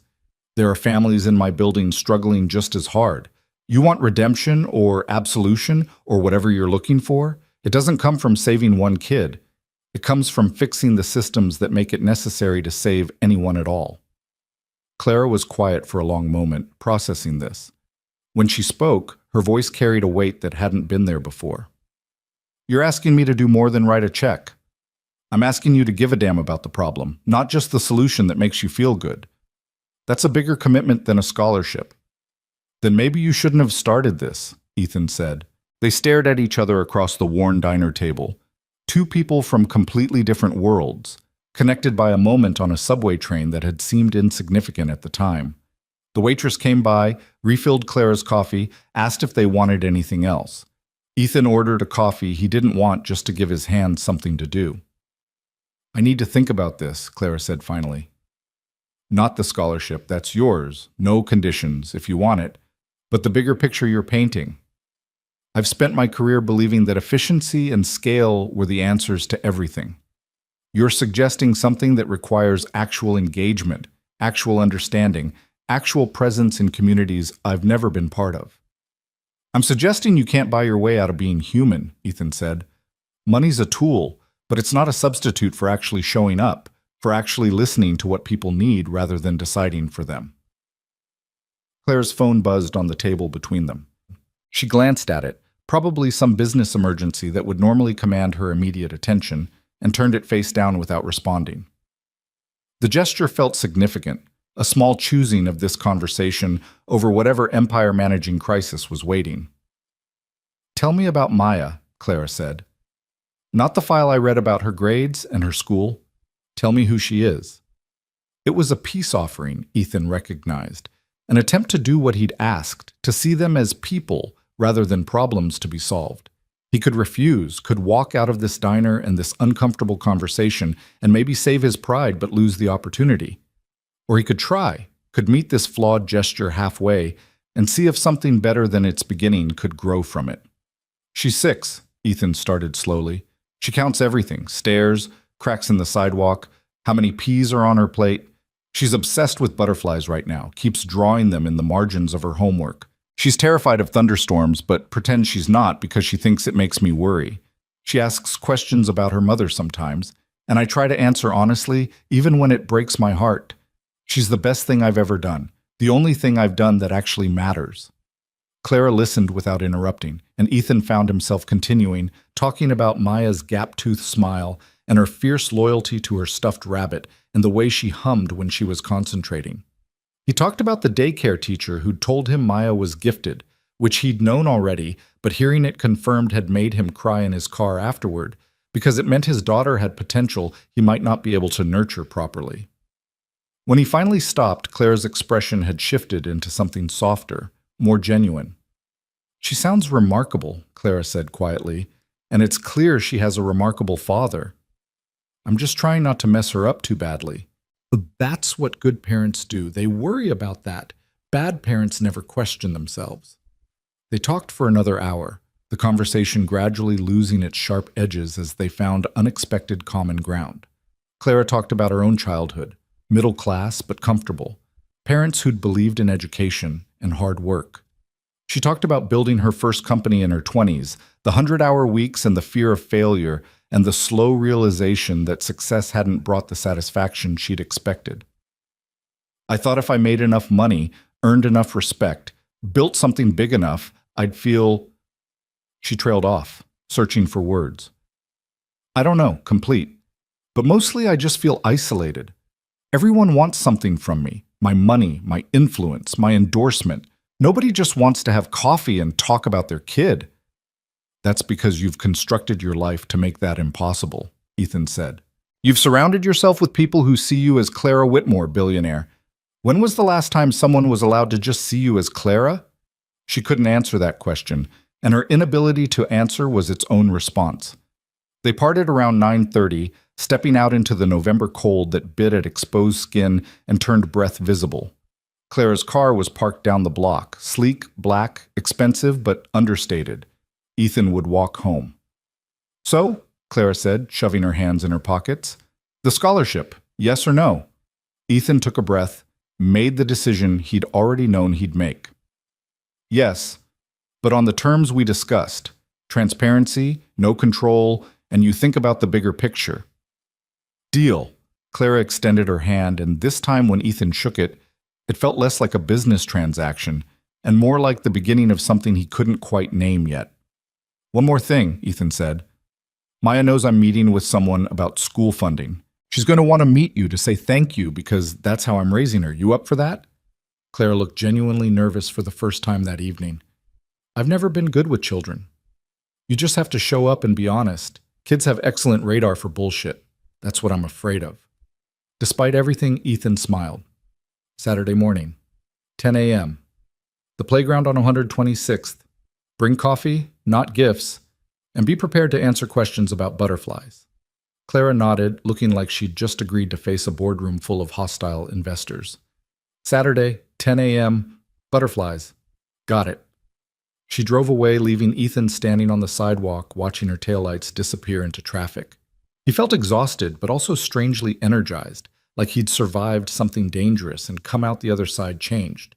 He'd stood his ground, had refused to be diminished by someone else's charity, had demanded to be seen as a person rather than a problem. And somehow, impossibly, she'd listened. The walk home took 10 minutes, but Ethan's mind was already jumping ahead to Saturday, to explaining this to Maya in a way that preserved both her excitement and his boundaries. To introducing his daughter to a woman who could change their lives, but only if she learned to do it the right way. Mrs. Chen was watching TV in her apartment. Door cracked open the way she always kept it when watching Maya. She saw Ethan pass and called out softly, "Everything okay?" "Yeah," Ethan said, stopping at her doorway. "Everything's complicated, but okay." "Complicated can be good," Mrs. Chen said, with the wisdom of someone who'd lived long enough to know that simple was overrated. Simple usually means nothing is changing. When did you get so philosophical? Same time you got so stubborn. She smiled at him, affection warming her lined face. Maya had good evening. We made flashcards for her spelling test. She is sleeping since 8 o'clock. Thank you, Mrs. Chen. I don't know what I'd do without you. You would find a way, she said simply. That is what good parents do. But it's nice you do not have to find out. Upstairs, Ethan checked on Maya, still sleeping soundly, rabbit clutched close, and then collapsed on his own bed with his clothes still on. He should shower, should prepare tomorrow's lunches, should do all the small maintenance tasks that kept their life running. Instead, he just lay there, staring at the ceiling, processing the evening's conversation and its implications. He'd accepted help. He'd set boundaries. He'd demanded respect and somehow received it. In the morning, he'd have to figure out what came next.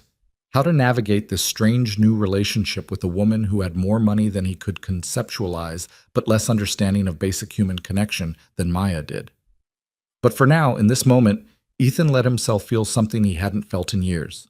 Cautious hope. Not that everything would suddenly be easy, not that money would solve their problems, but hope that maybe, just maybe, they didn't have to do this alone anymore. That accepting help didn't mean surrendering dignity, that somewhere between his pride and Clara's wealth, they might find a way forward that honored both their humanity. It was a fragile feeling, easily broken, but it was real. And real was enough to build on, even if the foundation was still shaky. Saturday morning arrived cold and bright, the kind of November day where the sun looked warm but the air had teeth. Ethan woke at his usual time despite not needing to work, that internal alarm clock that wouldn't shut off even when given permission. He made pancakes for Maya, just Bisquick and water, nothing fancy, but she loved them anyway, drowning them in the cheap syrup that came in a plastic bottle shaped like a cabin. So remember what I told you, Ethan said as Maya chewed enthusiastically, syrup on her chin. We're meeting a friend at the playground this morning. Her name is Ms. Clara, and she's helping with some of your school costs. Maya swallowed, her expression serious. Like the field trip? Like the field trip and other things too, books and supplies and activities. Why? It was the question Ethan had been dreading because he didn't have a good answer, at least not one that made sense to a 6-year-old. Because a stranger felt guilty? Because wealth created obligations that money tried to satisfy? Because kindness and control were sometimes hard to tell apart? Because sometimes people who have more than they need want to help people who need more than they have, Ethan said carefully. And as long as it's done with respect, it's okay to accept help. Maya considered this while she cut another piece of pancake. Is she nice? I think she's trying to be. That's different from being nice. Out of the mouths of children, Ethan thought.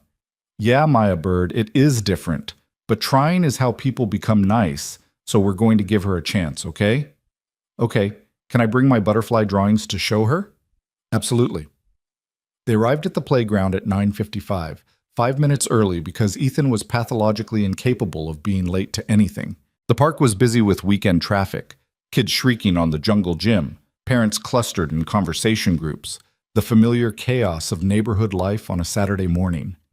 Ethan spotted Clara immediately, sitting on a bench at the edge of the playground, 2 coffee cups beside her, looking profoundly out of place in designer jeans and cashmere. That's her, Ethan said quietly to Maya. Remember your manners. They walked over, and Clara stood as they approached, her nervousness visible in the way she clutched her coffee cup a little too tightly. Up close, without the armor of her office or even the neutral ground of the diner, she looked younger somehow, more uncertain. Ms. Clara? Maya said, because Ethan had taught her to introduce herself properly. I'm Maya Brooks. Thank you for helping with my school. Clara blinked, clearly not expecting such direct courtesy from a 6-year-old. You're welcome, Maya. It's nice to meet you. I brought drawings, Maya announced, pulling her folder from her backpack. Daddy said you might want to see my butterfly pictures. I would love to see them. They sat on the bench, Maya between the 2 adults, and she proceeded to give Clara a detailed tour of her butterfly portfolio. There were 8 drawings, each one carefully labeled with the butterfly's name and colors, some of which were real species, and some of which Maya had invented. Clara listened with what appeared to be genuine interest, asking questions about wing patterns and habitats, and Ethan felt some of his tension ease. This one's my favorite, Maya said, pointing to a drawing of a monarch. They migrate thousands of miles, did you know? All the way to Mexico. Miss Roberts said they're like tiny adventurers. That's remarkable, Clara said. Do you want to be an adventurer when you grow up? Maya thought about this seriously. I want to be a scientist who studies butterflies, but also maybe a teacher or someone who helps people. I haven't decided yet. You have time to figure it out. That's what Daddy says. Maya looked at her father with complete trust. He says I can be anything I work hard enough to become. Clara's expression shifted, something complicated passing across her face. Your dad's right, and he's doing an excellent job raising you. I know, Maya said simply. He's the best dad in the world. Ethan felt his throat tighten. He'd spent years wondering if he was enough, if his best was anywhere near good enough, if Maya would grow up resenting what he couldn't provide. But here she was, 6 years old and absolutely certain of his worth, and it was almost too much to bear. Hey, Maya Bird, Ethan said, his voice slightly rough. Why don't you go play for a bit while Ms. Clara and I talk? Stay where I can see you, okay? Okay. Maya gathered her drawings, gave Clara a smile that was pure sunshine, and ran off toward the swings. For a moment, neither adult spoke. They just watched Maya pump her legs, gaining height, her laughter carrying across the playground. She's extraordinary, Clara said finally. Yeah, she is. And you're doing it alone. Not entirely alone. I've got Mrs. Chen and Carlos at work, and the librarian who lets Maya stay late. It takes a village, like they say. Ethan paused. But, yeah, mostly it's just us. Clara handed him one of the coffee cups. Good coffee, he noticed, from one of those expensive cafes where a small costs $6. I spent the last 2 days thinking about what you said, about helping everyone, not just one kid, about fixing systems instead of just treating symptoms. And I think you're right, but I have no idea how to actually do that. Clara turned to face him, her expression more open than it had been at the diner. I know how to build companies, how to read markets, how to make money efficiently. I don't know how to help communities. I don't know what people actually need versus what I think they need. Every time I've tried to do philanthropic work, it's been from a distance. Write a check, attend a gala, approve a grant proposal, never getting my hands dirty, never really engaging. So engage, Ethan said. How? Ethan sipped his expensive coffee, watching Maya share the swings with another little girl, the two of them taking turns pushing each other. You want the honest answer? You shut up and listen. You don't come in with solutions already figured out. You don't assume you know better because you're rich. You sit down with people who are living these problems every day, and you ask them what would actually help, and then you believe them when they tell you. That's harder than it sounds. Everything worth doing is harder than it sounds. Clara was quiet for a moment, then said, I want to do something real. Not just fund a scholarship program. That's important, but it's still me operating from a distance. I want to build something that actually changes the equation for families like yours. Like mine, Ethan repeated, testing the phrase. You mean poor families? I mean families where hard work isn't enough, where parents are doing everything right and still can't get ahead because the system is rigged against them. It was a more honest acknowledgement than Ethan had expected. Okay, so what are you proposing? Clara took a breath, and Ethan recognized the look on her face. It was the same expression Maya got when she was about to suggest something she wasn't sure would be well received. I want to start a community support program. Real support, not just financial. Childcare assistance, job training, housing advocacy, help navigating systems like healthcare and education. I want to hire people who actually know these communities to run it, and I want you to help me build it. Ethan stared at her. Me? You know what people need because you're living it. You know what actually helps versus what sounds good on paper. You've got credibility in your community that I'll never have. And you're not afraid to tell me when I'm wrong, which is apparently something I desperately need. I'm a maintenance worker, Clara. I don't know anything about running programs or managing budgets or... You know about living on the edge of financial collapse and still managing to raise a remarkable kid, Clara interrupted. You know about navigating systems designed to keep people down. You know about community because you're part of one, not observing it from a penthouse. That's the expertise this needs. Ethan felt dizzy, like the playground was tilting beneath him. This wasn't what he'd expected. A scholarship, yes, maybe some ongoing financial help. But this was asking him to step into a completely different role, to become something other than the maintenance worker struggling to survive. I can't just quit my job, Ethan said. I have bills, responsibilities. Maya depends on... I'm offering you a job, Clara said. A real job, with a salary that would let you stop working 70 hours a week.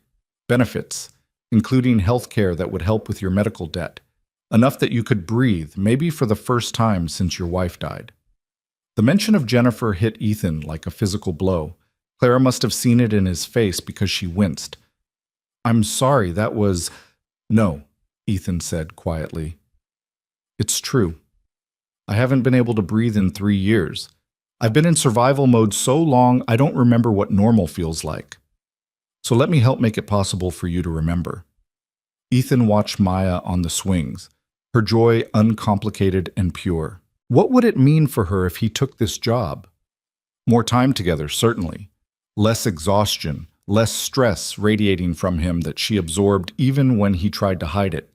The ability to say yes to field trips and birthday parties and all the small things he currently had to carefully ration. But also working with Clara, whose intentions were good but whose understanding was limited. Becoming the face of her charity, the example she'd point to as proof of her program's worth. Trading one kind of dependence for another, one set of constraints for a different set. What would the job actually be? Ethan asked. Clara shifted on the bench, and Ethan could see her moving into business mode, the place where she felt most confident. Community Program Director. You'd be responsible for understanding needs, building relationships, connecting families to resources. You'd hire and manage staff, people with lived experience, not just social work degrees. You'd have real authority to make decisions about how money gets spent and what services get prioritized. And you'd keep me honest, make sure we're actually helping rather than just making ourselves feel good. What's the salary? $65,000 to start, negotiable upward based on performance and program growth. Full benefits, 2 weeks vacation, normal 40-hour work week unless there's a crisis. $65,000. Ethan made $32,000 at the hotel before taxes. This would more than double his income, would move them from barely surviving to actually stable. It would mean Maya could have new shoes when she needed them instead of when the old ones literally fell apart. It would mean he could fix his car instead of relying on the subway. It would mean breathing room, margin, the ability to plan more than a week ahead. It was also terrifying. I don't have the qualifications, Ethan said. I barely finished community college before Jennifer got pregnant. I don't have a degree in social work or nonprofit management or whatever you're supposed to have for this kind of position. You have something better. You have authenticity and lived experience, Clara countered. Yes, we'll need some people with formal training on staff, but the person leading this program needs to have credibility with the community it's serving. That's you, not some 25-year-old with a master's degree who's never missed a meal. Ethan wanted to argue, but he couldn't quite form the objection, because she was right in a way that made him uncomfortable. He knew these streets, knew these struggles, knew the difference between help that actually helped and help that just made helpers feel good. What if I'm terrible at it? Ethan asked. Then we figure it out together, Clara said. Look, I'm not pretending this is simple or that you'll just magically know everything. There'll be a learning curve. But I'd rather work with someone who genuinely cares and has to learn the technical stuff than someone who has all the credentials but no real understanding. Maya ran back over, slightly out of breath, her cheeks flushed with cold and exertion. Daddy, can we go to the library after this? I finished all my books. Sure, sweetheart. Ethan looked at Clara. I need time to think about this. It's a big decision. I know, take whatever time you need. Clara stood, prepared to leave, then hesitated. Can I ask you something? Why'd you give up that seat on the subway? You had your daughter with you. You'd probably been on your feet all day. You had as much right to it as I did. Ethan considered the question. Because you needed it more. And because that's what you do, if you want to live in a world where people take care of each other. You can't wait for someone else to start being kind. You just have to do it and hope it spreads. Does it spread? Sometimes. Not as often as it should, but enough to keep trying. Clara nodded slowly, and Ethan saw her absorbing this, trying to fit it into her worldview that had been built on competition and individual achievement. I'll call you Monday, she said. If you want to talk more, ask questions, whatever you need. Okay. Clara crouched down to Maya's level. Thank you for showing me your butterfly drawings, Maya. They were beautiful. You're welcome. Are you going to be Daddy's friend? The question was so direct, so innocent, that Clara seemed momentarily lost. I hope so, she said finally. If he'll let me. You should, Maya said seriously. He needs more friends. He's lonely sometimes, even though he doesn't say it. Ethan felt his face heat. Maya, it's true, Daddy. I hear you sometimes at night when you think I'm sleeping. You talk to Mom's picture. The air seemed to leave Ethan's lungs. He hadn't known Maya was aware of those moments, those late nights, when the grief got too heavy, and he'd pull out the photo album and have one-sided conversations with Jennifer about whether he was doing okay, whether she'd be proud of how he was raising their daughter, whether he was allowed to feel anything other than tired and determined. Clara's expression had softened into something almost painful to look at, empathy so raw it was nearly naked. I should go, she said quietly. Let you two get to the library. She walked away toward her car, and Ethan watched her go, feeling like something fundamental had shifted, but not quite able to name what it was. Did I say something wrong? Maya asked, picking up on his silence. No, baby, you just said something true, which is always right, even when it's hard. They walked to the library, Maya's hand in his, her chatter about books and butterflies washing over him while his mind spun through possibilities and fears. That evening, after Maya was asleep, Ethan called Marcus. She offered you what? Marcus said, and Ethan could hear him sitting up, giving this his full attention. A job running a community support program. $65,000 a year. Marcus was quiet for a beat. That's more than double what you make now. I know. And you're hesitating because I don't know if I can do it. Because it feels like charity dressed up as employment, because I'm scared of depending on her and then having her decide this whole project was a mistake. Those are all valid concerns, Marcus said carefully. But let me ask you this. If someone else offered you the same job, same salary, same responsibilities, would you hesitate? Ethan thought about it. Probably not. So the issue isn't the job itself. It's that it's coming from her, from this complicated situation you're in where you can't tell where help ends and control begins. Yeah. Okay. So here's what you do. You set very clear boundaries. You get everything in writing. You establish what success looks like, what your actual authority is. What happens if it doesn't work out? You treat this like any other job, with expectations and accountability on both sides. And if she's genuine about respecting you, she'll appreciate that approach. It was good advice, pragmatic and clear, exactly what Ethan needed to hear. They talked for another 20 minutes, Marcus helping him think through questions to ask, terms to negotiate, ways to protect himself and Maya if this went sideways. After hanging up, Ethan opened his laptop and started making notes. If he was going to do this, he'd do it right, as a professional taking a position, not as a charity case accepting handouts. Clara had said she wanted him to keep her honest, wanted his authentic perspective. Fine. He'd give it to her, starting with establishing a relationship built on mutual respect rather than gratitude and guilt. Monday morning, Ethan called Clara from his lunch break. "I want to talk more about the job," he said without preamble, "but I have conditions." "I'm listening." "First, this is employment, not charity. I want a formal contract with clear responsibilities and performance metrics. Second, I want input into the program design before we launch anything. No decisions made without consulting the people we're supposedly helping. Third, I want the authority to hire my own team without you overriding my choices. And fourth, if this doesn't work out for any reason, I want 6 months severance so I'm not left completely hanging." There was a pause on the other end, and Ethan braced himself for pushback. Instead, Clara said, "Those are all reasonable requests. I'll have my attorney draw up a contract with those terms. Anything else?" "Yeah. I want your personal commitment that you'll listen when I tell you something isn't working, even if it contradicts what you think should work. This program lives or dies on whether it's actually meeting needs versus meeting your expectations." "You have that commitment." "Okay then." Ethan took a breath. "When do we start?" "How about next Monday?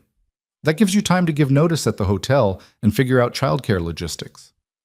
"Next Monday," Ethan agreed and ended the call before he could second-guess himself. The next week passed in a blur of logistics and anxiety. Giving notice to Rick was simultaneously satisfying and terrifying. Satisfying because he got to watch Rick's face when he said he'd found a better opportunity. Terrifying because it made this decision real and irreversible. His coworkers threw him an impromptu lunch on his last day, just sandwiches from the deli down the street. But Carlos gave a speech about how Ethan deserved good things, and everyone clapped, and Ethan had to excuse himself to the bathroom because he was dangerously close to crying. The weekend before his start date, Ethan took Maya shopping for new clothes. Not secondhand, not hand-me-downs, but actual new clothes from a real store. It felt extravagant and slightly wrong, like he was betraying the scarcity mindset that had governed their lives for years. But Maya's face when she picked out a dress with butterflies on it, when she realized she could actually have it, was worth every penny of guilt. "Are we rich now, Daddy?" Maya asked as they walked home with their bags. "No, sweetheart. We're just a little less poor. There's a difference." "What's the difference?" "The difference is we still have to be careful, still have to make good choices, still have to work hard. But now we have a little bit of breathing room to do it." Monday arrived. Ethan put on his best clothes, khakis and a button-down that he'd bought for Jennifer's funeral and hadn't worn since, and took the subway downtown to an address Clara had given him. The building was in a neighborhood that was slowly gentrifying, not quite rich, but no longer poor, the kind of in-between space where old bodegas existed next to artisanal coffee shops. The office was on the 3rd floor, a large open space that had clearly been recently renovated. Clara was there, along with 2 other people, a woman about Ethan's age named Teresa who had a social work degree and 10 years of experience in community organizing, and a younger guy named James who handled administrative and financial stuff. "Welcome to the team," Clara said, and she looked genuinely happy, like this mattered to her in a way that went beyond writing checks. They spent the morning discussing the program vision, and Ethan was relieved to discover that Clara had actually listened to him. The focus was on holistic support, not just financial assistance, but advocacy, connection to resources, help navigating systems that seemed designed to exclude people. They'd start small, serving 50 families in the immediate neighborhood, and grow based on what they learned. I don't want to assume we know what people need, Clara said, looking directly at Ethan. So we're going to spend the first month just listening. Community meetings, one-on-one conversations, surveys, whatever it takes to actually understand before we start implementing solutions. It was exactly the right approach, and Ethan felt some of his anxiety ease. Maybe this could actually work. Maybe Clara was genuine about doing this differently, about letting communities drive their own support rather than having support imposed on them. The weeks that followed were exhausting but energizing in a way Ethan hadn't experienced in years. They held community meetings in church basements and school cafeterias, invited people to share what they were struggling with and what would actually help. Ethan listened to stories that mirrored his own. Single parents working multiple jobs, families choosing between rent and food, kids who were brilliant but couldn't access opportunities because opportunities cost money. Nobody had. He took notes, asked questions, pushed back when people's suggestions seemed impractical, or when they were asking for things that would create dependency rather than empowerment. And slowly, a program took shape that was built from community input rather than external assumptions. Clara attended most of the meetings, sitting in the back, listening more than talking. Ethan watched her absorb these stories, saw the way her understanding shifted as abstract poverty became concrete people with names and faces and specific struggles. She'd occasionally catch his eye, and he'd see in her expression a kind of awakening, a realization that she'd been operating from profound ignorance despite her good intentions. 3 months in, they launched the pilot program. Childcare co-ops where parents could trade babysitting hours. Job training partnerships with local businesses. Housing advocacy to help families fight unfair evictions. A community food pantry that operated like a grocery store rather than a handout line, preserving dignity while meeting needs. It wasn't perfect. There were mistakes and miscommunications and moments when Ethan wanted to quit because the problems felt too big and the solutions too small. But it was real, and it was working, and families were actually being helped in ways that mattered. One evening, 6 months after starting, Ethan sat in the now familiar office reviewing intake forms when Clara came by. She'd been doing that more often lately, stopping by not to check on him, but just to be present, to be part of the work rather than just funding it. "You look tired," Clara observed, settling into the chair across from his desk. "I am tired. Good tired, though. The kind that comes from doing something that matters rather than just surviving. Maya adjusting okay. She loves it, having a dad who's home for dinner every night, who can help with homework, who doesn't fall asleep during story time. It's revolutionary for her." Clara smiled, but there was something wistful in it.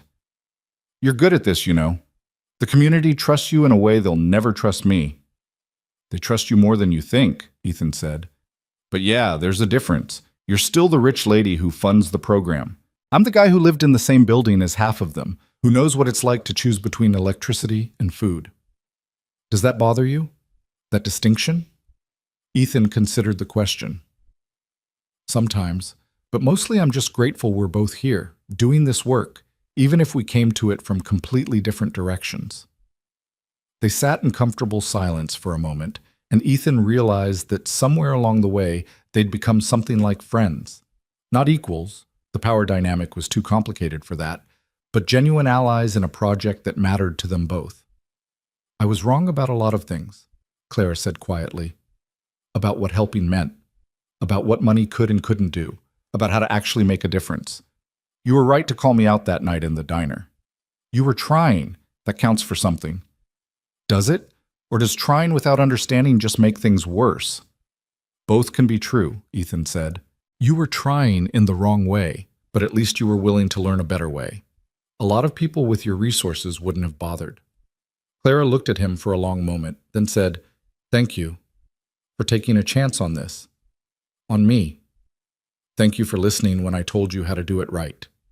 It was a small exchange, barely significant in the grand scheme of things.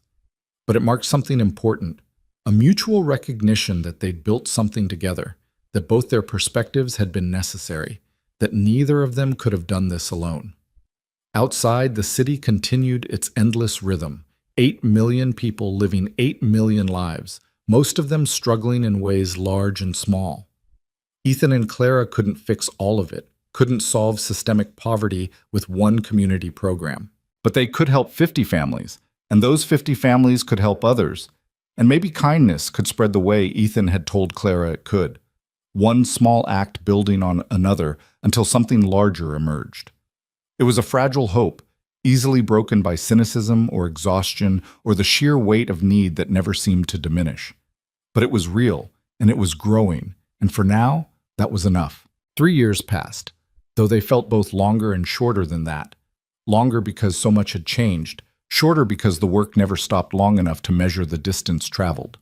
The pilot program that had started with 50 families now served 300, had expanded to 2 neighboring communities, had become something that people pointed to as an example of how support could work when it was built with communities rather than imposed upon them. Ethan's role had evolved too. He was no longer just the community program director, but the public face of an approach to poverty assistance that was being studied by social workers and replicated in other cities. He'd been invited to speak at conferences, had been quoted in articles about effective community intervention, had somehow become an expert despite still feeling like he was making it up as he went along. The strangest part was that he'd gotten comfortable with it, not comfortable enough to stop questioning himself, but comfortable enough to trust his instincts, to speak with authority about what worked and what didn't, to push back against well-meaning outsiders who wanted to help but hadn't bothered to listen first. Maya was 9 now, thriving in a way that sometimes made Ethan's chest ache with gratitude. She was still obsessed with butterflies, had started a school club dedicated to learning about and protecting pollinators, had recently announced that she wanted to be a lepidopterist when she grew up, because someone has to make sure the butterflies don't disappear, Daddy. She had friends now, real friends who came over for playdates and birthday parties.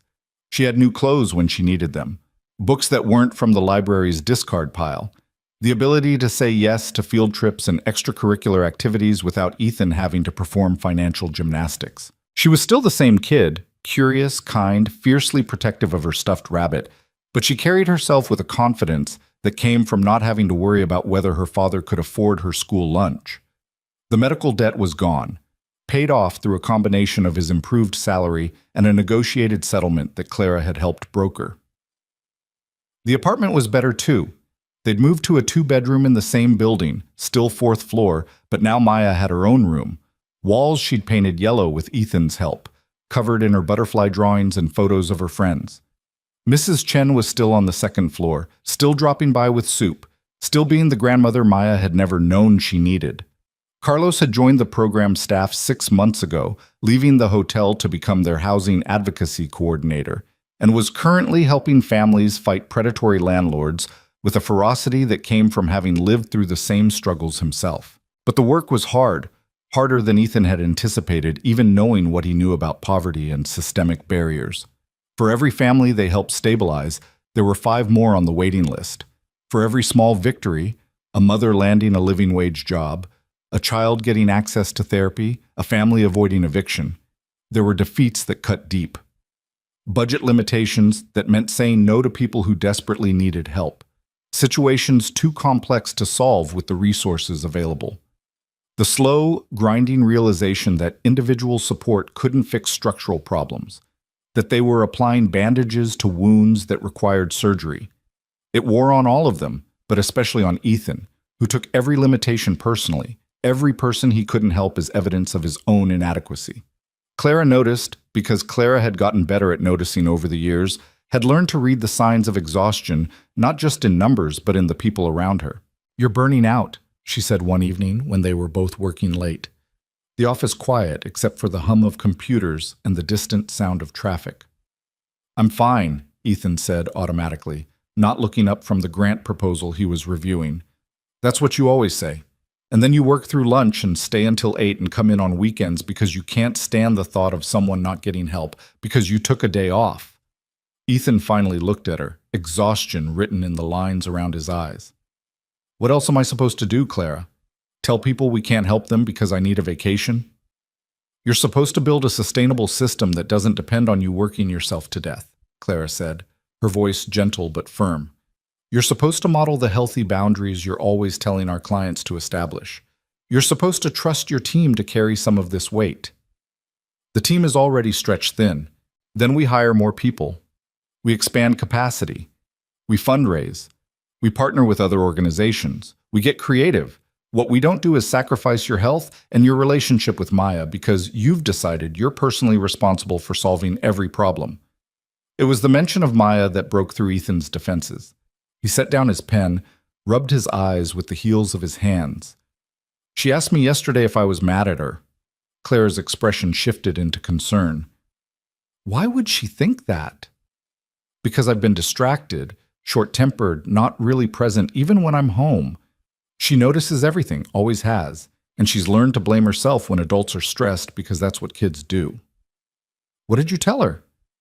I told her I wasn't mad, that I was just tired from work. But the truth is, I'm not being the father I want to be right now. I'm not being the father I was able to be once we had stability. I'm so focused on helping other families that I'm neglecting my own. Clara was quiet for a moment, then said something that surprised him.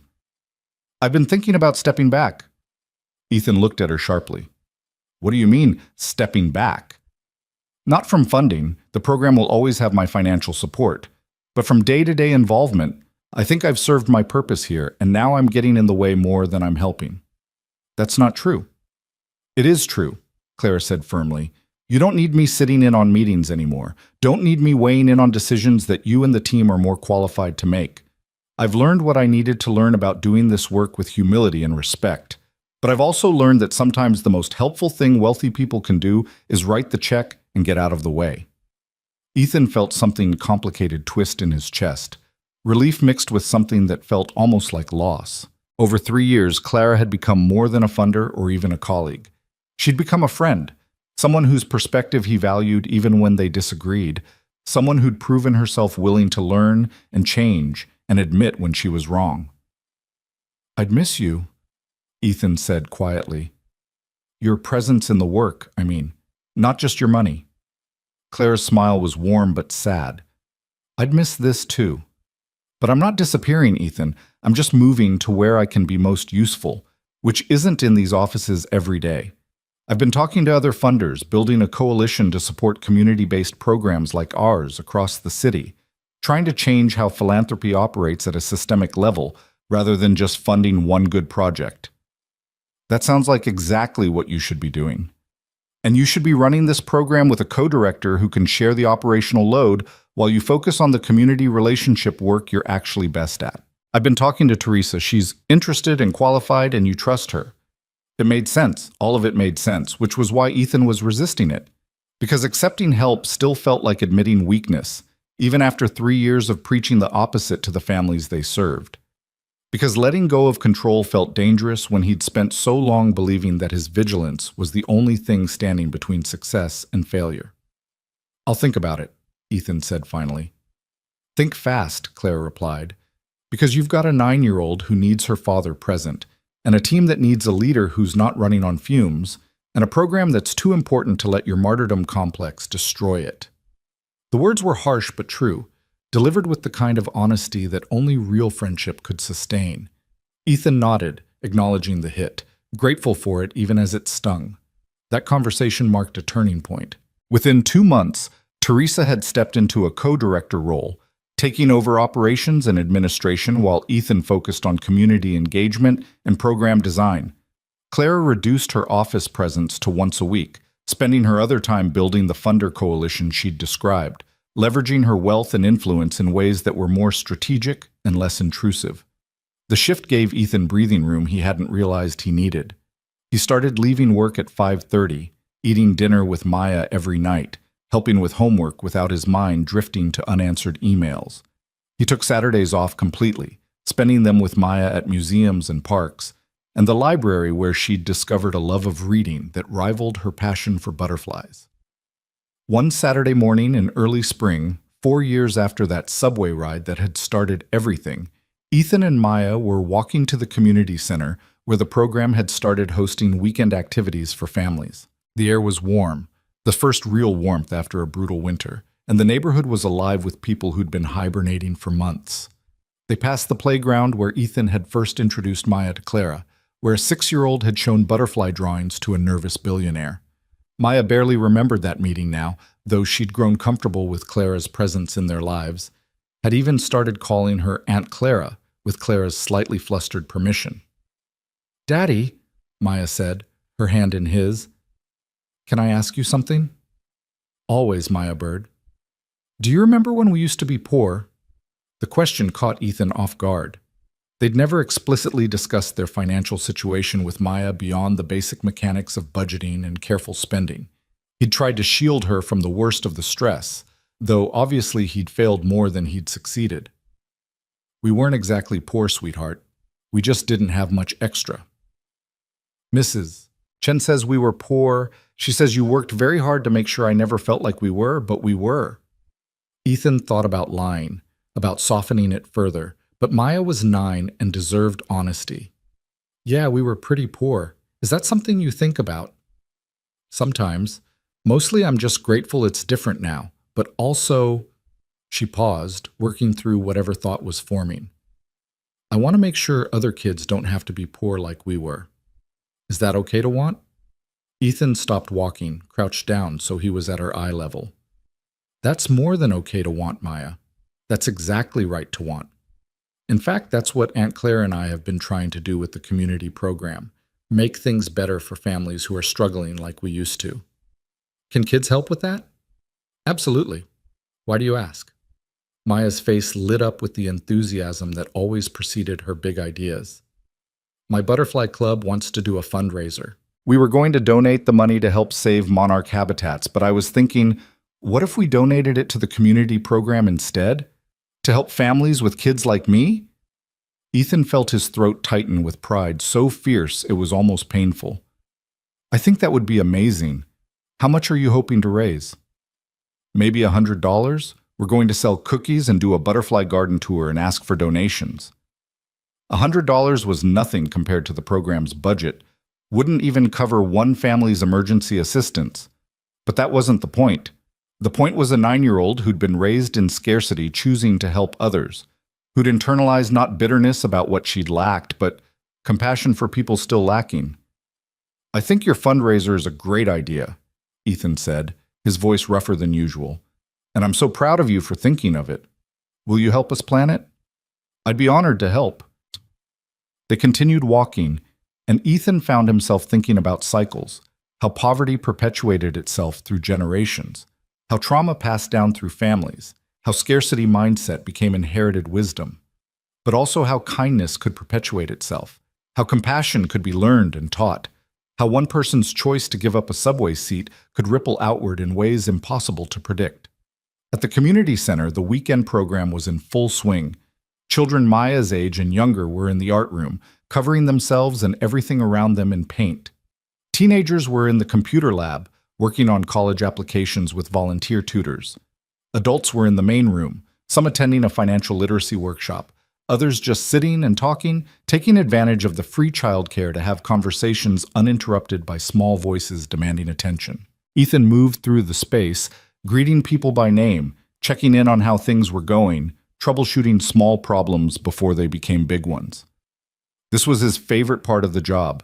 Not the administrative work or the grant writing or the board meetings, but this direct contact with the community, the reminder of why the work mattered. He found Carlos in the housing office, deep in conversation with a young mother who looked exhausted and scared. Ethan recognized that look, had worn it himself for years. Carlos caught his eye, gave a small nod that meant he had it handled, and Ethan moved on. In the kitchen, volunteers were preparing lunch. Today was pasta with marinara sauce, salad, fresh bread from a bakery that donated their day-old inventory. The meal program had been controversial at first. Some board members worried about creating dependency, but Ethan had pushed for it hard because he remembered being so hungry and so proud that he'd skip meals rather than admit need. If families knew they could count on one good meal during weekend programming, they'd show up, and showing up was half the battle. Maya had run off to join the Butterfly Club meeting, where a dozen kids were planning their fundraiser with the fierce intensity of people on a mission. Ethan watched through the window, seeing his daughter explain her idea to the group, seeing them catch fire with it, and felt something settle in his chest that had been unsettled for years. They were going to be okay. Not perfect, not without struggles, but fundamentally okay in a way that had seemed impossible 4 years ago. "Penny for your thoughts," Claire's voice said behind him, and Ethan turned to find her standing there in jeans and a sweatshirt, dressed down in a way that still looked expensive but at least no longer screamed wealth. "Just watching Maya change the world one butterfly at a time," Ethan said. Clara looked through the window, smiled at whatever she saw there. "She's remarkable. You've done an amazing job raising her." "We've done an amazing job," Ethan corrected. "You've been part of her life for 4 years now, Clara. You get to take some credit for how she's turning out." Clara's eyes got slightly bright, and she blinked rapidly. "That's kind of you to say." "It's not kind, it's true. She thinks of you as family, and family shapes who we become." They stood in comfortable silence for a moment, watching the children plan their fundraiser, watching the community center pulse with life and purpose and connection. "I've been thinking," Clara said slowly, "about that question you asked me 4 years ago, about why I cared about your daughter." "I remember. At the time, I said it was about paying forward kindness, and that was true, but it wasn't the whole truth." Clara turned to face him, her expression more vulnerable than he'd seen it in a long time. "The whole truth is that I was lonely. Profoundly, existentially lonely in a way that money couldn't fix. I had everything except meaning, everything except connection, everything except a reason to get up in the morning that mattered beyond profit margins and market share. And now? And now I have 3 godchildren in this program who call me Aunt Clara. I have families who text me photos of their kids' graduations and achievements. I have a team of funders who meet monthly to talk about how we can do better, be better, use our resources in ways that actually help rather than just making us feel good. I have a purpose that extends beyond my own comfort." She paused, then added quietly, "I have friends who see me as Clara, not Clara Whitmore the billionaire. And that's worth more than any amount of money I've ever made." Ethan felt the truth of this settle between them. 4 years of complicated relationship distilling into something simpler and more genuine. "You're not the same person who tracked me down and tried to throw money at my problems," he observed. "And you're not the same person who gave up a subway seat because that's what you do," Clara countered. "You're someone who's built something that's changing lives, who's proven that poverty assistance can work when it's done with respect and partnership." "We built it together." "Yes, we did." Clara smiled, and it reached her eyes in a way her smiles hadn't 4 years ago, when she'd still been performing competence rather than living authenticity. "And we're going to keep building it. The Funder Coalition is getting serious traction. We've got commitments for programs in 6 more neighborhoods, all using the model we developed here. Community-led, dignity-preserving, focused on empowerment rather than charity." "That's incredible." "It's necessary," Clara said. "One program serving 300 families is good. A movement serving thousands is better. And none of it would have happened if you hadn't called me out that night in the diner, if you hadn't demanded that I see you as a person rather than a project."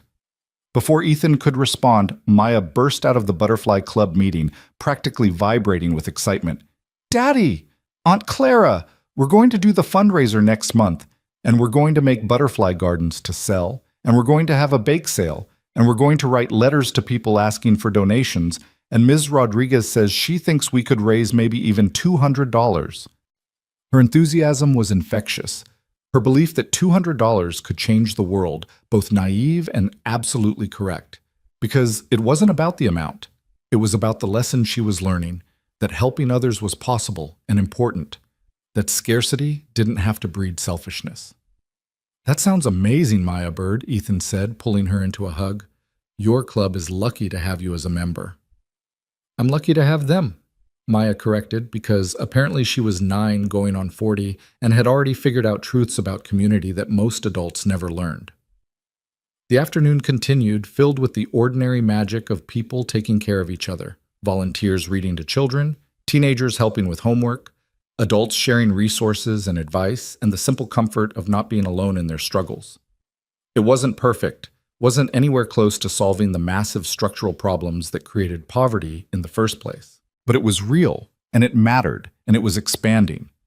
As evening approached and families started heading home, Ethan found himself back outside the community center with Clara, watching the sunset paint the sky in shades of orange and pink that seemed too beautiful for a neighborhood that was still struggling despite all their efforts. "Do you ever wish you could do more?" Ethan asked. Fix everything, not just make small improvements? Every day, Clara admitted. But I've learned that small improvements are how you build toward big change. You don't revolutionize systems overnight. You chip away at them, one community at a time, one family at a time, one child who grows up knowing that kindness and support are possible. That's a long game. It's the only game worth playing.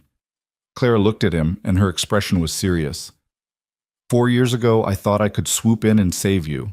I thought wealth gave me the right to make decisions about other people's lives. I was wrong about almost everything except one thing. You were worth knowing. Your perspective was valuable. And I'm grateful you were patient enough to teach me how to be useful instead of just feeling useful. Ethan considered this, thought about all the conversations and conflicts and slow building of trust that had brought them to this moment. I was pretty hard on you that night in the diner. I needed you to be hard on me. Nobody else in my life was honest enough to tell me I was being a controlling savior instead of an actual helper. Well, for what it's worth, you're an actual helper now. You've learned, you've changed, you've used your resources in ways that actually empower rather than diminish. High praise from someone who doesn't give it lightly. They smiled at each other, and Ethan realized that this was what success looked like, not the elimination of poverty or struggle, but the building of networks strong enough to catch people when they fell, the creation of communities where helping was normalized rather than exceptional, the slow transformation of systems that had been designed to exclude. Maya emerged from the building, butterfly drawing in hand, ready to go home. She took Ethan's hand automatically, offered her other hand to Clara without thinking about it, and they walked together to the subway station, the same station where this had all started, where a tired man had given up a seat and inadvertently set in motion a chain of events that had changed multiple lives. The platform was crowded with Saturday evening commuters, people heading home from work or out for the evening, all of them carrying their own stories and struggles invisible to everyone else. The train arrived and they boarded together, finding spots near the door. Across the car, Ethan watched a young woman offer her seat to an elderly man, watched the man accept with quiet gratitude, watched the small transaction of kindness pass unmarked by everyone except him. He caught Clara's eye, saw that she'd noticed it too, and they shared a look of understanding. This was how it worked. Not through grand gestures or massive interventions, but through small moments multiplied across millions of lives. One person giving up a seat, one person seeing another's need and choosing to meet it, one person teaching a child that helping matters, that community is real, that we're not meant to struggle alone. The train rocked through the darkness, carrying them home through tunnels that had witnessed countless small kindnesses and quiet cruelties, that would continue witnessing them long after Ethan and Clara and Maya were gone. But for now, in this moment, 3 people who'd been strangers 4 years ago stood together, bound by a connection that had started with nothing but has grown into something that mattered. Maya hummed between them, some song from school, unaware that she was the living proof that poverty didn't have to be permanent, that struggle didn't have to define a life.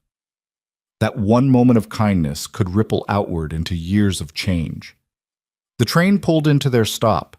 They exited together, climbed the stairs to street level, emerged into an evening that was growing cool but not yet cold. Spring was coming, bringing with it the promise of new growth, of butterflies emerging from cocoons, of small transformations that accumulated into something larger.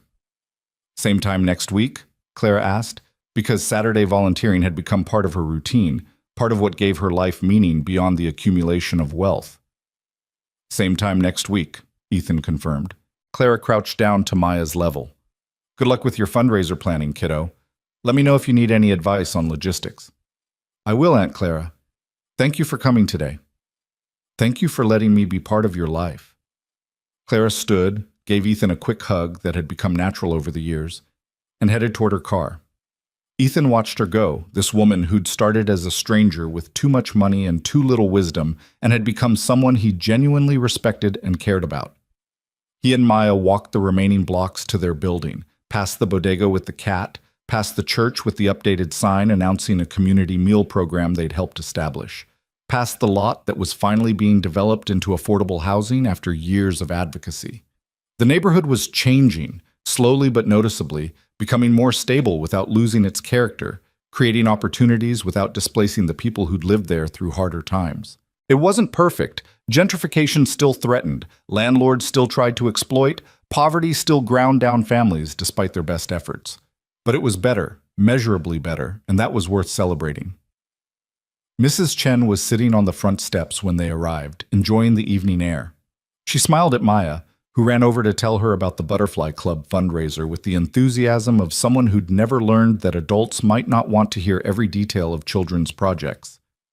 Mrs. Chen listened with the patience of someone who'd lived long enough to know that children's enthusiasms were precious and fleeting, that these moments of unguarded excitement would pass too quickly into the self-consciousness of adolescence and then the responsibilities of adulthood. "Very good, Maya," Mrs. Chen said when the breathless explanation finally concluded. "You are becoming someone who helps others. This is the best thing to become. Daddy always says that people who help make the world better. Your daddy is right. He is also someone who helps. You are learning from good example." They went upstairs to their apartment, the one that was clean and warm and felt like home, in a way their old place never quite had despite Ethan's best efforts. Maya went to her room to work on butterfly drawings for the fundraiser. Ethan started making dinner, something simple, pasta with vegetables, but nutritious and plentiful, the kind of meal that was ordinary now, but would have felt like luxury 4 years ago. As he cooked, Ethan found himself thinking about Jennifer, about how she would have loved to see Maya now, confident and kind and full of purpose. He'd stopped having those late-night conversations with her photo, not because he'd forgotten her, but because he'd finally made peace with her absence, had learned to carry the grief without letting it consume him. She would have approved of Clara, he thought, would have appreciated someone willing to learn and change, someone who'd taken her wealth and used it to actually help rather than just to feel good about helping. Jennifer had believed in people's capacity for growth, had been good at seeing potential even when it was buried under layers of selfishness or ignorance. "Daddy," Maya called from her room, "can you come look at this drawing?" Ethan set down his spoon and went to her room, where she'd created an elaborate butterfly garden scene with families gathered around it, children and adults together, helping each other and the butterflies simultaneously. It was more sophisticated than her drawings from 4 years ago, showing genuine artistic development, but it still had that same earnest quality, that belief that beauty and kindness could coexist. "It's perfect, Maya Bird," Ethan said, meaning it. "Are you going to use this for the fundraiser?" "I was thinking we could sell prints of it, and all the Butterfly Club members could sign them, and people would buy them because they'd be helping both butterflies and families." "That's a brilliant idea. I learned it from you and Aunt Clara. You're always talking about how good programs help more than one thing at the same time, how you look for what you call synergy." Ethan laughed, delighted and slightly appalled that his 9-year-old was using nonprofit jargon. "Yes, synergy, multiple benefits from a single action." "Exactly. So this way, people who care about butterflies help families, and people who care about families help butterflies, and everyone wins." She was going to change the world, Ethan thought. Maybe not in the dramatic ways that made headlines, but in the quiet, persistent ways that actually mattered, teaching by example, helping where she could, building connections that made communities stronger. They ate dinner together, talking about Maya's day and Ethan's work, and the butterfly fundraiser that was growing more elaborate with each conversation. After dinner, they did the dishes together, then settled in for their Saturday night movie tradition, something animated that Maya had picked out from the library. Halfway through the movie, Maya fell asleep against Ethan's shoulder, her breathing evening out into the soft rhythm of child sleep. Ethan let her stay there rather than waking her to move to bed, savoring this moment of peace and closeness, storing it away against the inevitable day when she'd be too old for falling asleep during movies, too independent to want to lean against her father. The movie ended. Ethan carefully shifted Maya into his arms, carried her to her bed, tucked her in with the rabbit and the covers, and a kiss on her forehead. In sleep, she looked even younger than 9, vulnerable and perfect, and Ethan felt that familiar wave of fierce love mixed with terror at how easily it could all be lost. But it wouldn't be lost, he reminded himself. They'd built something stable now, had created a life with margin and support and community. Maya would grow up knowing that struggle wasn't permanent, that help was available, that kindness was real and worth practicing. In his own room, Ethan changed into pajamas and lay down, exhausted but satisfied in a way he hadn't been during those years of constant survival mode. He picked up his phone, saw a text from Clara sent an hour ago. "Thank you for today, for letting me be part of something real. I don't say it enough, but it means everything to me." He texted back, "Thank you for being willing to learn, for seeing us as people, not projects. We built something good together." Her response came quickly. "We did, and we're going to keep building it." Ethan set down his phone and closed his eyes, and for the first time in years he fell asleep without running through the next day's problems, without mentally cataloging crises that needed solving. He just slept, deeply and dreamlessly, secure in the knowledge that tomorrow would come and they'd handle it, whatever it brought. 5 years after a simple gesture on a subway train, two lives that should never have intersected had become permanently intertwined, had created something larger than either of them alone. A program that was spreading across the city. A child who'd learned that poverty wasn't destiny. A billionaire who'd discovered that meaning couldn't be bought, but could be built. A community that was stronger because people had chosen to help each other. It wasn't a fairy tale. There was no magic solution, no sudden transformation of systemic injustice into universal prosperity. The work continued, would always continue, because poverty and inequality were problems too large for any one program or person to solve. But it was real, and it was growing, and it proved that change was possible when people approached it with humility and respect and genuine partnership. And sometimes, late at night when the city was quiet, Ethan would remember that moment on the subway, standing with Maya, seeing a tired woman who needed a seat, making the choice to give it up because that's what you do when you want to live in a world where people take care of each other. He'd had no idea where that choice would lead, had no conception that one small act of kindness would ripple outward into years of connection and change and growth. But that was how it worked, he'd learned. Real change didn't announce itself with trumpets and fanfare. It moved quietly, person to person, moment to moment, building slowly into something substantial enough to bear weight. One person giving up a seat, one person saying thank you, one person choosing to learn instead of assuming, one person demanding respect instead of accepting charity, one child growing up knowing that kindness matters, and somehow, impossibly, all of it adding up to something that looked like hope, like progress, like the beginning of a better way forward. The city slept around them. 8 million people in 8 million lives, all of them struggling and striving, and occasionally, beautifully, choosing to help each other despite having every reason not to. And in that choosing, in that persistent, unglamorous, everyday kindness, was everything that mattered, everything worth building, everything worth fighting for. The story ended where it began, with people on trains, in buildings, on streets, living their complicated lives, and sometimes, when the moment called for it, choosing to see each other's humanity and respond with grace. Small acts multiplied across millions of lives, kindness in motion, spreading forward, one moment at a time.